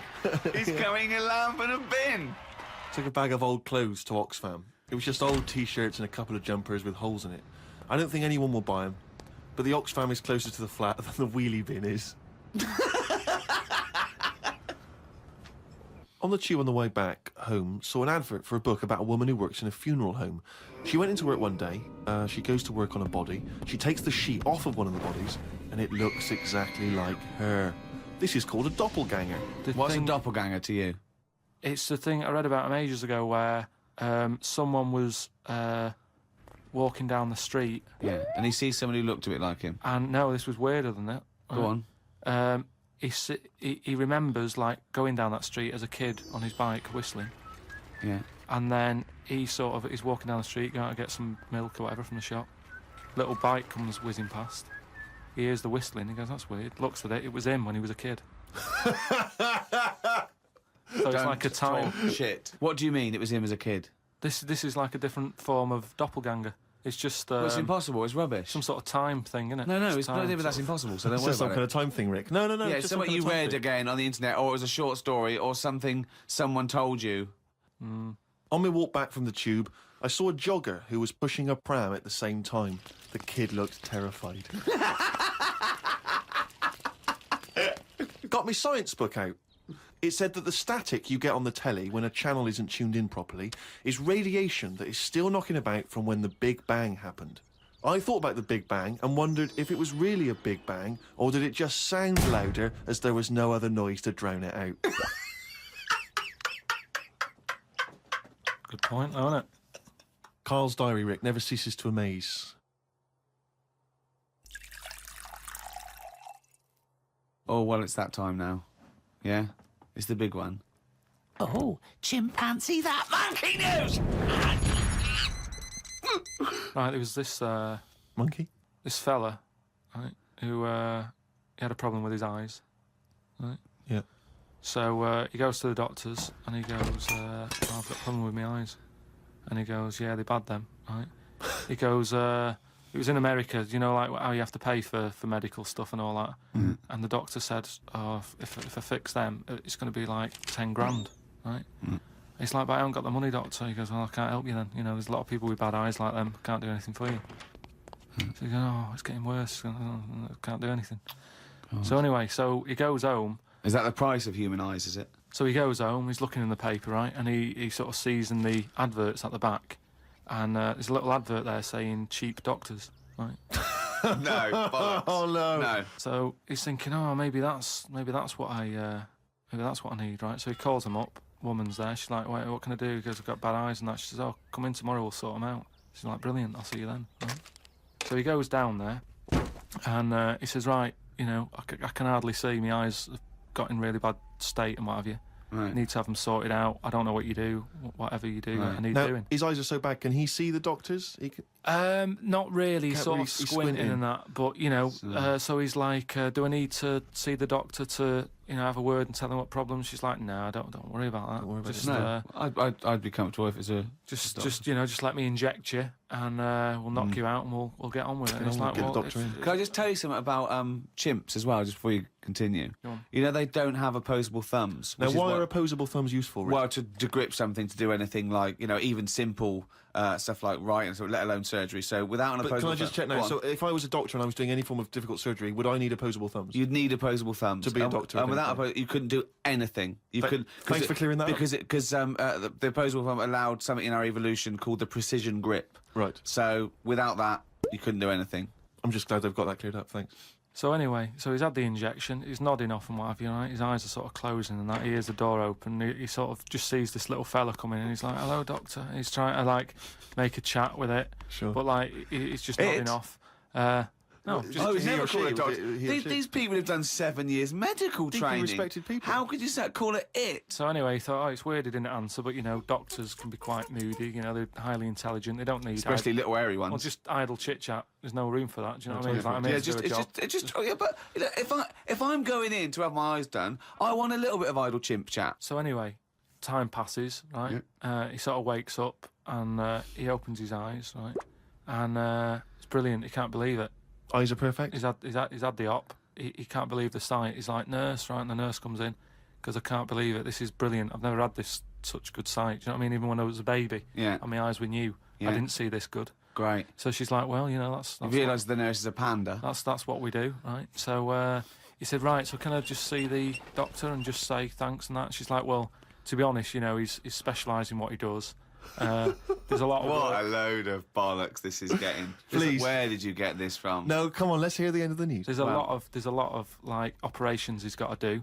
Yeah. So you know, leave him to it. He's just having a kid. You know, I'll let him know that you were grateful. You know, pay us the check. Off you go. Go and enjoy looking at stuff. Yeah. So he said, no, I just what's wrong with that? I just want to see that. No, just fine. Leave it. Just leave. Yeah, exactly. Leave it. And he's like, yeah, but I can't. You know, I want to thank him. So he's done such a good thing for me. So they're getting into a bit of an argument and what have you, and the voices are raising, right? Door opens. Going to wake the doctor up. Well, that's what they did. They woke it up, right? They woke it up. So the door opens, right? Little monkey comes out, and he's like, "What's going on here? It's a hospital. Why is there a monkey knocking about?" Yeah. So the woman said, "Well, what do you mean? He's the doctor." Right? So he's like, "You are having a laugh, aren't you?" She goes, "Look, don't complain. Your eyes are sorted. Yeah. You know." The doctor's done it. What's the problem? He said, well, if I'd have known that, I wouldn't have come here. She said, well, what do you mean you didn't know that? She said, the advert in the paper you read, it's like chimp doctors. That is the biggest load of shit I've ever heard. That really is the worst. What? And because his eyes were so bad, he thought it said cheap doctors. He saw the advert and it said chimp doctors, but because his eyes were bad, he just saw it. What journal is this in? It was years ago, because it sort of says how the monkey sort of carried on working for a few years. He couldn't do anything about it. Then just retired to play golf. It's absolute bollocks. There's no way. I mean, it's not even worth talking about. So. It's the most ridiculous thing I've ever heard. It's the most ridiculous monkey news you've ever heard, and that's saying something. Chimp doctors, cheap. It's easy mistake. Hello, Ricky Gervais with me, Warwick Davis. Yeah, can I just say this has nothing to do with me. The fact that I'm dressed like this, it's because. What he wanted. I like dressing him up. It's let me explain. We've just been working together on Life's Too Short, and I can't get enough of this guy. I've sort of combined my two favourite things in fiction, really. I love Robin from the Muppets and the dwarf Warwick Davis.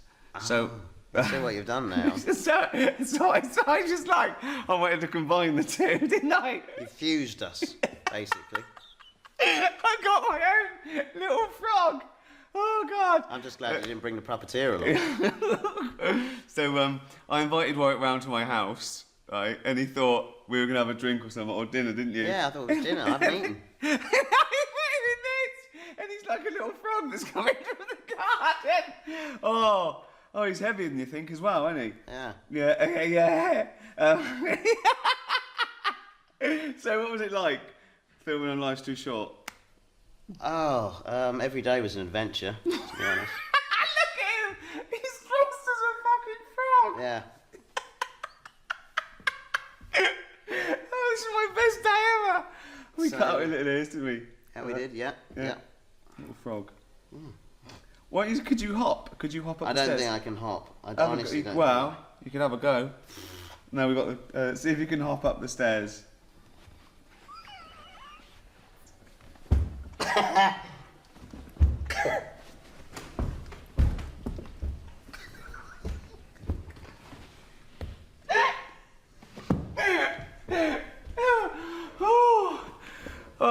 Life's Too Short, coming soon. Oh, God. Could you stick to a wall?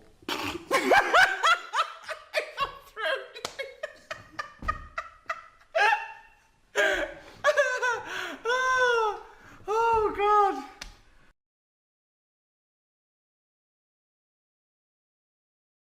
Have I told on the radio before about that time when I when I just passed my test and I was driving my parents' Volvo estate, and we went off driving down some country lanes. Have I mentioned Is this the one with the... Yeah. I've told you, have I? Yeah. Have I told you, Carl? No. Thanks. You were going to tell us a little story about a Just Volvo passed my estate? test. Yeah. My parents had a big Volvo estate, and it's quite a big car don't to show drive. off. My parents didn't have a car. But I know you don't drive cars, Rick, but it's got a big car to drive if you've just passed your test. It's safe though, isn't it? It is very safe, that was the thing. Yeah. And I come from the West Country, obviously. There's quite a lot of windy lanes around there. You're joking, do you? They have cars there. Well, here he comes. Blimey, Carl. Learned on a tractor, automatic it was. Do you want me to tell it or not? Oh! Don't move up the accent! Oh no, I'm not worried. Oh, go on. Go on. So I went to this party. You have a go at him being from the north. Not when he's telling an anecdote. He's never told an anecdote. Oh yeah, fair point. Yeah, go on. So I went to a party, and I was quite excited because I had the car, I had the motor, and there was a chick heading down to the party that I was like, you know, I had my eye on. And I thought, you know, now I've got a car, and going to the party, it's going to be amazing, right? And various friends had said, like, can we get a lift? I thought, yeah, groovy. Yeah, I'll pick up the chick as well, who's a friend of a friend. Yeah. So cruising down to the party in the motor, you know, the Volvo estate, and there's nothing sexier than that. You know, slipping a little bit of Billy Joel on the stereo or whatever. Something classy. Go changing. Exactly. And maybe it was Billy Ocean. I was quite a Billy. Maybe it was Get Out of My Dreams, Get Into My Car. Ideally. Yeah. So I get to the party, and inevitably it was one of those house parties where the chick that I had my eye on, she kind of was chatting to other guys, and she wasn't really paying attention to me, and I was sort of Found out to get, was she again? Same old story. Oh, they make me They laugh. know how to tease, don't they, the ladies? Laugh. Who are they kidding? So I'd follow her like a dog, you know, from room to room. Yeah. And watch her Quite while... literally, sometimes he was barking. Yeah. Go on. And while, you know, just watch her while she talked to other blokes. And then, obviously because I was driving, I wasn't drinking, so I was not really enjoying myself. And then somebody said, should we go and pick up Vera? And I thought, right, okay. And they went, Steve's got a car, let's all leap in there, we'll go pick up Vera. And this girl was like up for it as well, so I thought, brilliant, you know, I'll be back in the car with her, you know, away from all these lads. Yeah. One guy she had her eye on, he came as well, I was a little bit annoyed. Yeah. But anyway, he was in the car, so I'm driving down these country lanes, just driving along, and they're directing me, they're saying, go left here, go right. And then suddenly, we stop, and one of them goes, just drive into that field, this pitch black field, right? And I'm sort of, well, it is my parents' car. Just drive in the field, Steve. I'm thinking, well, I don't want to, like, not seem like I'm a hard, cool, crazy kind of guy, because the chick's in the car. So drove the car into the field. They all leapt out, started running off into the darkness, shouting, Vera, Vera, Vera, where are you? So I'm just sort of sat there in the car, waiting. Wasn't Vera Lynn, was it? Because she likes to hide in fields. Bizarrely, it wasn't. Right. It was just, I was just left in the car on my own with Billy Ocean, and suddenly, at the darkness, they come back holding a Vietnamese pot-bellied pig that they had stole from a nearby farm, and they knew that the pig was called Vera because someone knew the farmer or something. Anyway, so they got this pig. So now they're going, "I'll put the pig in the back of the car. We'll take it back to the party. It'll be hilarious." I'm thinking, well, you know, I'm not sure I want a pig and all its, you know, piggy crap in the car, right, crammed in there. But they say, yeah. So obviously, I'm thinking again, I don't want to look like I'm, you know, a nerd. You know, I'm terrified of that, Rick, ever happens. Yeah. So, So you go, hey, bring the pig into the car. Exactly. I'm no nerd. Exactly. Yeah, go on. So now we drive off again. I've got this pig kind of screeching in the back of the car. And they say, stop again, let's do some cow tipping. And they do that old thing, you know, about the fact, because cows sleep standing up, don't they? So you can push a cow over and stuff. Yeah. So they're having a wild time, hilarious. So this time, now we get to a sort of dead end in the road. And they say, well, turn around, let's go back to the party. And I'm thinking, fine. Try and do a 3-point turn in this very narrow country lane, right? Get the Volvo estate wedged horizontally across the road. Can't get it out, just can't seem to sort it out. I don't know what, I'm panicking because there's a pig in the car, right? And, local disgruntled farmers, right? People drunk, partying, probably off their head on some kind of weed, Rick. Well, was it loads of blokes with, like, pitchforks and flaming torches Exactly. going, burn him. He's playing with our pig. Exactly that. And so that, do you know, I was so terrified that all I could think was they're going to have to send a helicopter to lower a magnet onto the top of the car to lift the car up and put it the right way round. You used to read a lot of comics, didn't you? Yeah. Yeah. So, do you know what I started doing? What? Crying. Did you really? Yeah. Why? So started crying, just very slightly, started getting upset.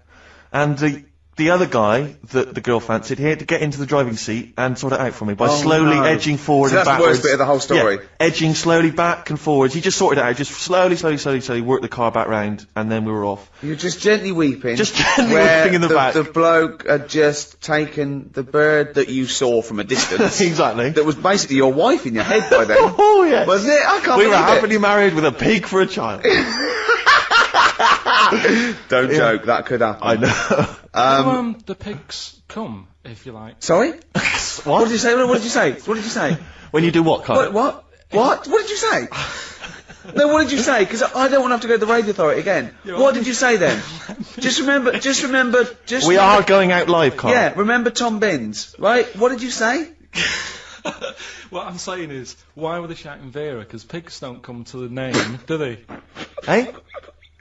I don't know the ins and outs of pig, you know, how to lure a pig into your trap. Can I just tell you some very, very interesting things about pigs? Please do. Right. One, everyone knows they have a corkscrew-shaped penis, right? Yeah, a corkscrew-shaped penis. That's the tail, isn't it? Two, they can't look up. They can't put their head back and look up, right? Three, they can have a 30-minute orgasm. Rick, is it only pigs that have got a corkscrew-shaped penis? No, and landlords. Okay. Very handy. Right. Amazing sort of lakes, which are beautiful, nice and cool. Anyway, your book. That's why you're here, isn't it? Books, books. You got a book? I've got a book out. What does your book feel like? That's nice. Oh, God. Quite weighty, isn't it? A rude cover, isn't it? Yeah, I look all right though, for my age. And what did your partner or wife think of that? She just glamorous. She's sort of a bit. Does that have to be the cover? But you know, we've all changed. I mean, I know my body's not what it was when I first met her, but you know, hers isn't either. There's about 120,000 words, I think. Yeah, gosh. Well, there's only 80,000 in that. 90,000. Yeah, 120,000 words, all different. Who's that guy? He was in Russia, and he's magnetic. Magnet man. Magnet. Oh, what he's got so full of polluted. Well, I don't know. At first, I was sort of amazed and a bit like, bloody hell, a magnet man. Yeah. But after a while, he was rubbing spoons on himself and he stuck them on me. And I realised he's not magnet man, he's just sweaty man. Yeah. his superpower could have sort of been killed with talc. That's a good sweaty man, is it? Anyway, we've got books out. I don't know how much we can say about having a book out. There's your book. Good luck with that. In the toilet as soon as I get home. Good, isn't it? I went to Brazil because I thought it felt to me like it was somewhere that didn't really exist. You know, it's a kind of fantasy world. I kind of thought of that. Is it a real place or is it just a state of mind where the sun's always shining and people are always on the beach? Yeah. And everyone's eternally happy. So I wanted to go and find out. It can't be true that there's a place like that. But it is, almost. Did you go to a nudist beach? That's what I was taken to one of them when I was in Brazil. No, I didn't. You know, I don't need an all-over tan. You know, who's that for? Who's seeing that? So what do you wear normally? If you're on a Brazilian beach, what would you be wearing? I had sort of, you know, quite long shorts on. I like having pockets that I can shove stuff in. Yeah. Action trousers, I used to call them. Yeah, I like them. Keep a t-shirt on. Hat, so I don't burn my head. Yeah. Socks with trainers. That's really overdressed for a Brazilian beach, isn't it? I did feel it, It's but like at the you're same... dressed for winter. No, I know. Yeah, so what happened on the nudist beach then? You couldn't sort of I sat stand there, around in all your gear. They took me there early, and I was sat down, and then, I just saw this bloke put sort of under a tent getting drinks ready for the day, and he bent over to go in the fridge, and it was one of those sort of one of those double takes. I've got no pants on. Yeah. Sometimes you're thinking, what are you thinking? Why are you showing that off? I mean, I don't like my body. You know, if I look at it, if I get a glimpse of it in the shower, or I had to have a medical check, and I told him I had a bad back, and in the end, he sort of said, drop your trousers. So I did, and he went, no, your underpants as well. Yeah. And I hadn't had that. Bad back. For a bad back, yeah, exactly. And but you do, because if a doctor tells you to do something, you do it, don't you? Did he ask you to cough? And He did held that. your balls? Yeah, he did. Yeah, he did that, and then he said, back up. But the thing is, I was stood in front of a mirror, and I saw a glimpse of me, stood there with my trousers around my ankles, and it was something that I just thought, that's horrible. That it's a horrible sight, and you should keep covered up. There's nothing that I thought, I wish I could show this off more. The thing is, Carl, that you never seem to really be enjoying yourself when you're out there. I don't know. At the end of the day, I lie there, wherever I am, And the amount of times I'm lying somewhere, like a hole somewhere or a tent, just thinking, what am I doing? Loads of times. Yeah. Why am I doing this? Nearly 40. I should just get a normal job. I'm nearly 70. I still write down, why am I doing this? Why do you do it? Why do I do it? Good question.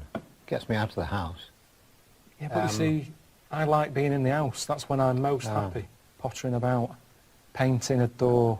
I was cleaning tiles yesterday. Were you? Floor tiles. And you're happy? Sat there with Sif. Yeah. Just sort of like, it's like Buddhism, just zen. Yeah, because what I like about travelling, I don't know whether you have this quite the same, is that it is a bit, it's an adventure in another world. I quite like that. I kind of surrender to it because I want it to be different. I enjoy the difference. I mean, do you like, when you were growing up or whatever, I mean, you read books about foreign places, do you? No, you didn't go into all that, because I like geography at school. Did you like geography? Oh. No. You see, it wasn't, I went to a rubbish school, so it was kind of, I think the geography teacher was a PE teacher, and it was, you know, we didn't get taught anything really. The first place I went abroad was Ibiza, when I was 22. It's not quite abroad really, is it? Or did you savour the lovely sort of foreign countryside and Spanish culture? No, it was a mate who knew someone who had a sort of a villa there, and it was horrible. And the problem was he rented it out to anyone, and we got there and the toilet was full and had like a hard crust because of the hot weather. And the first day was spent sort of chipping away at that. So that was my first experience of this exotic travel, sort of chipping away at the hard layer, you know, getting through to the softer stuff before you could actually flush it. So it's not, for me, it wasn't like, oh, where have I been, you know? I should do more of this. The most sort of memorable bit of travelling I ever did was when I was on the Down. The Sound man particularly didn't really like any foreign and as soon as we got on the boat they said, we'll do a curry, we'll include you in it, we should have some curry. And he said, no, we've got our food. And he gets this great clunky tin of Sainsbury's tuna out, and so opens it and it slides out this kind of wobbly gelatinous mass, boom. And you just know what you want to eat. You want the curry, whatever's in it. Yeah, I suppose so. You don't want to eat something that's would you have eaten the Sainsbury's tuna? Probably. Yeah, you can still travel and pick up quite a lot from seeing the world without having to eat. Without eating? Food. Without eating their food. I don't see how you can do that. I think food is so important to get to know, get the feel of how people live, you know. I mean, no, but go you can to Japan see and it. not have sushi or sashimi, or go to China and, you know. But I did go to Japan and I saw, have you seen the little, I think they're called bento boxes? Oh, yeah. And they're about that big and they look brilliant. Yeah. I mean, the presentation is amazing. They're like a little box of sort of Thornton chocolates. The way they look, you're going, oh, that looks brilliant. Yeah. But instead of sort of a coffee cream, you open it, it's sort of fish arse with a squid bollock shoved in. And you think that, as nice as that looks, it's still a squid bollock. But do you feel, you know, food's a very much a part of hospitality, isn't it? It's about the kind of, if you want to relate to the people you're meeting, you've got to sort of sometimes have the food they offer, because that's the first sign of hospitality, or the drink. It depends how much fuss. Sometimes I can sort of say, oh, I'm okay, thanks. And then they'll go, no, have some. And you go, oh, I ate, I've already eaten, I'm fine, you have it. Give it to your family, you know, don't worry about me. But then they keep pushing it. Yeah, of course they do. And, you know, in Jordan, it was an eye off a lamb. And they were going, because your guests have an eye. Well, I don't want an eye. No. You know, thanks for having me, but I don't want it. And what was a worry was, it was a big pan with this lamb head in it. There was one eye. Where's the other eye? No. What condition was this lamb in? So, and then you're getting a vision of some manky old lamb with one eye, sort of, and one weeping. And I just thought, I don't want to eat it. You've got a very vivid imagination. Oh, it just, honestly, it was horrible. And everyone's sat around, they're all you know, waiting, off the tits, they're all smoking. So, eat the eye. And you're thinking, these aren't local, these are nutters. But they're not nutters. They've been eating eyes for years, I should think. What are they doing eating eyes? I don't know. You've had a lamb somewhere. Where's the rest of it? Why am I getting the head? I find toilets abroad, I was a bit sort of embarrassed about sort of, you know, doing a sequence where you go to the toilet, but people love that. They love it. I mean, everyone does it. I mean, the Alan Wicker programmes and all that, we never say Alan Wicker going to take a dump, because no. it wasn't part of it. When we went to the toilet in the South Pole and I sat there, and there was kind of blocks of ice had been dug around. You just sat there on the john and you know, looked for 10,000 miles, you wouldn't be able to see anything at all, nobody at all. But I found that a lot easier because I had the same thing there, and at least somewhere like that, with it being freezing, you don't get people out walking a dog, do you? You sort of think, I'll just have a shit in this gap. There's no one going to come wandering past, whereas in India, everywhere's busy. Even if you go down an alley, you think, I can go down here and empty my bowels, and there's a family of 12 living there or something. There's no gap, there's no space. While we're on it, squat toilets I quite like. Do you like those? Can't do it. Can't do it. Oh dear. It's like my stomach's going, I'm not coming out. It's, you know, I'm not releasing anything. You're not sat on a seat. It's like a safety thing. I was trying it before I left on the trip before India. The first time I went, I knew that was going to be the case, and I tried it at home. I put out newspaper in the toilet. I didn't even tell my girlfriend. I just wanted to see if I can do it. Couldn't do it. Couldn't do it. Well, that's probably because you're at home and you put newspaper on the floor. It's actually sort of, whatever the word is, physically, it's a very good position to be in. I believe so. But for me, you know, the toilet thing is a big part of my life, in a way. It's something I do look forward to. If the day ever came that I had to have a bag, I think it's almost like that moment's been taken away from me. That just me in a little room, door shut. Yeah. It's me time. I always said that. It's a chance just to get away from everyone. Yeah. And people leave me alone when I'm in there, you know. Usually, I hope so, yeah. Yeah, but well, you'd be surprised. The publishers can't ring you up when you're on the toilet. You don't have your mobile with you or not? I do, yeah. Do you now? Yeah. God. Well, that's the closest I get to multitasking, that.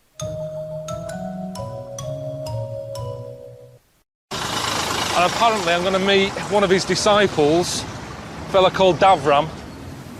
Oh, yeah. Are you Davram? America. Davram? America. What? Are you Davram? Yes, I am. What do you mean, American? Oh, I thought you said, where did I come from? Yes, and my name is Davram. Davram. Okay, brilliant. We should just explain that the point we've reached now, obviously, we did the podcasts, millions of people became fascinated listening to our conversations with Karl, and now HBO have decided that that is worthy of an animation, and they've animated those conversations. You excited to be on the coolest channel in the world? Never seen it. Never seen it. No, but you've seen some of the programmes that our stable mates are incredible. Sopranos, Curb Your Enthusiasm, The Wire. Some of the greatest programmes ever made, I've seen them. So I've heard about them, people like them, but there's just so many of them now, isn't there? Well, it's classy, wins all the awards, just brilliant, up to date, cutting edge. Because we're up against some good stuff. Yeah, we're not up against them, are we? Well, is it better? That's that problem, isn't it? Is it better to be, you know, the small fish thing? Is it better to be next to a load of rubbish and people go, oh, thank God, something decent is That's a good saying. That's a lovely saying, That's a lovely analogy and metaphor. Is it better, what was the saying? Is it better to be a small fish thing or next to some rubbish? Good Isn't that one of Obama's? I think so, yeah. That's good, that. What was it again? You know what I mean? Go on, well, people, it depends. No, say the saying The saying's daft. That's why I didn't say it all. They say it's better to be... Well, no, they say... I didn't say. They say it's better to be a big fish in a small pond than a small fish in a big pond. Yeah. What do you think then, of that? well, it's daft, isn't it? That's. If I was that big fish in a small pond, I'd be going, put me in the big pond. Give me... why would you want to be a big fish in a small pond? I don't think the pond's so small that the fish can't fit in it and it's flapping around outside. It doesn't mean that, oh, me, I can't move. It means I'm in charge here. This is good. I'm the big I am in here. In a big pond, I'm nothing. There's bigger fish than me. Isn't that better? What? Just not being noticed. It's like when you see those big sort of pools of fish swimming about, and you've got a whale that goes along or a basking shark, and it goes right through them. Yeah. Don't knock about in that crowd. Be a loner. That basking shark couldn't be arsed chasing me. They'd go, I'm never going to catch that. He's on his own. Don't knock about with the crowd. Well, actually, go off on your own. Actually, it's better to be in a crowd. Definitely not. Yeah. Nah. Go alone. Be your own fish. Be alone. And the basking What's shark. that saying? There's a saying coming out of this. What's the saying then? We've got word to toe. I'd say be a small fish in a big old ocean. Yeah? Yeah. Don't stay in a pond because you're restricted. Okay, is this all part of the saying? Are you going to... Yeah. Okay. Nothing's good about that saying. A big fish in a small pond. Well, let's face it, it's not in charge. Even the big fish in the small pond isn't in charge because it's a pond. So that means they're in someone else's garden. So they're not in charge. So it doesn't work at all. I'm going to bet. It doesn't work. It's a pond in someone else's garden. Yeah. Do you know what? It's a good job I wasn't born gay because I don't know what I'd do. Why not? If you're gay, you'll be loving it, won't you? I wouldn't. Yeah. I don't think I'm suited to it. Why? Just the lifestyle. Well, what do you mean the parties lifestyle? and stuff. Because the lifestyle, the way they walk about over there showing off, being quite... Okay, you wake up gay tomorrow. What's the first thing you do? Do you get a boyfriend or do you play the field? I think you play the field. Yeah, are you going to talk the same? Yeah, maybe in time. I suppose things rub off. If I'm knocking about with John Inmans of the world, I'm probably going to start maybe a little sort of... give me something to say. Oh, hello, I haven't seen you for ages. Right, so it'd be a bit different. Maybe oh, hello. Right, I haven't seen you for ages. Okay. It'd be little things like that, and people would suddenly go, "Have you met Karl recently? Sounds different." Or so you go home, your dad goes, all right, so how's it going? Been doing any DIY recently? Oh, hello, Dad. I've been there for a bit. Oh, what are you talking like that for, Karl? How's Suzanne? I'm not with her anymore. This is pointless because it's not the life I would choose. Okay, but you've woken up gay. But I wouldn't believe it then. I'd just go, oh, I feel a bit happier today, don't know why. No, but then you start going, you go down, you buy a gay magazine, you're flicking through, you're looking at more cock than you've ever seen before in your life, and you're loving it. You look down, something's happened. What do you do next? I just wouldn't look at that magazine again. No, you're loving it. You go, I can't believe I haven't seen this magazine before. Yeah, but I've seen knobs before. Have you? Yeah. Where? You see knobs all the time. Where? In gyms and that. And don't say you don't look, because you do when you're in a gym. Because it's there. What and is? If you don't look, if you're going like that, that's more of a worry. If you're not happy looking a knob in the face, there's something wrong. You should be comfortable with it. Just there you go. It's a good rule of thumb. So,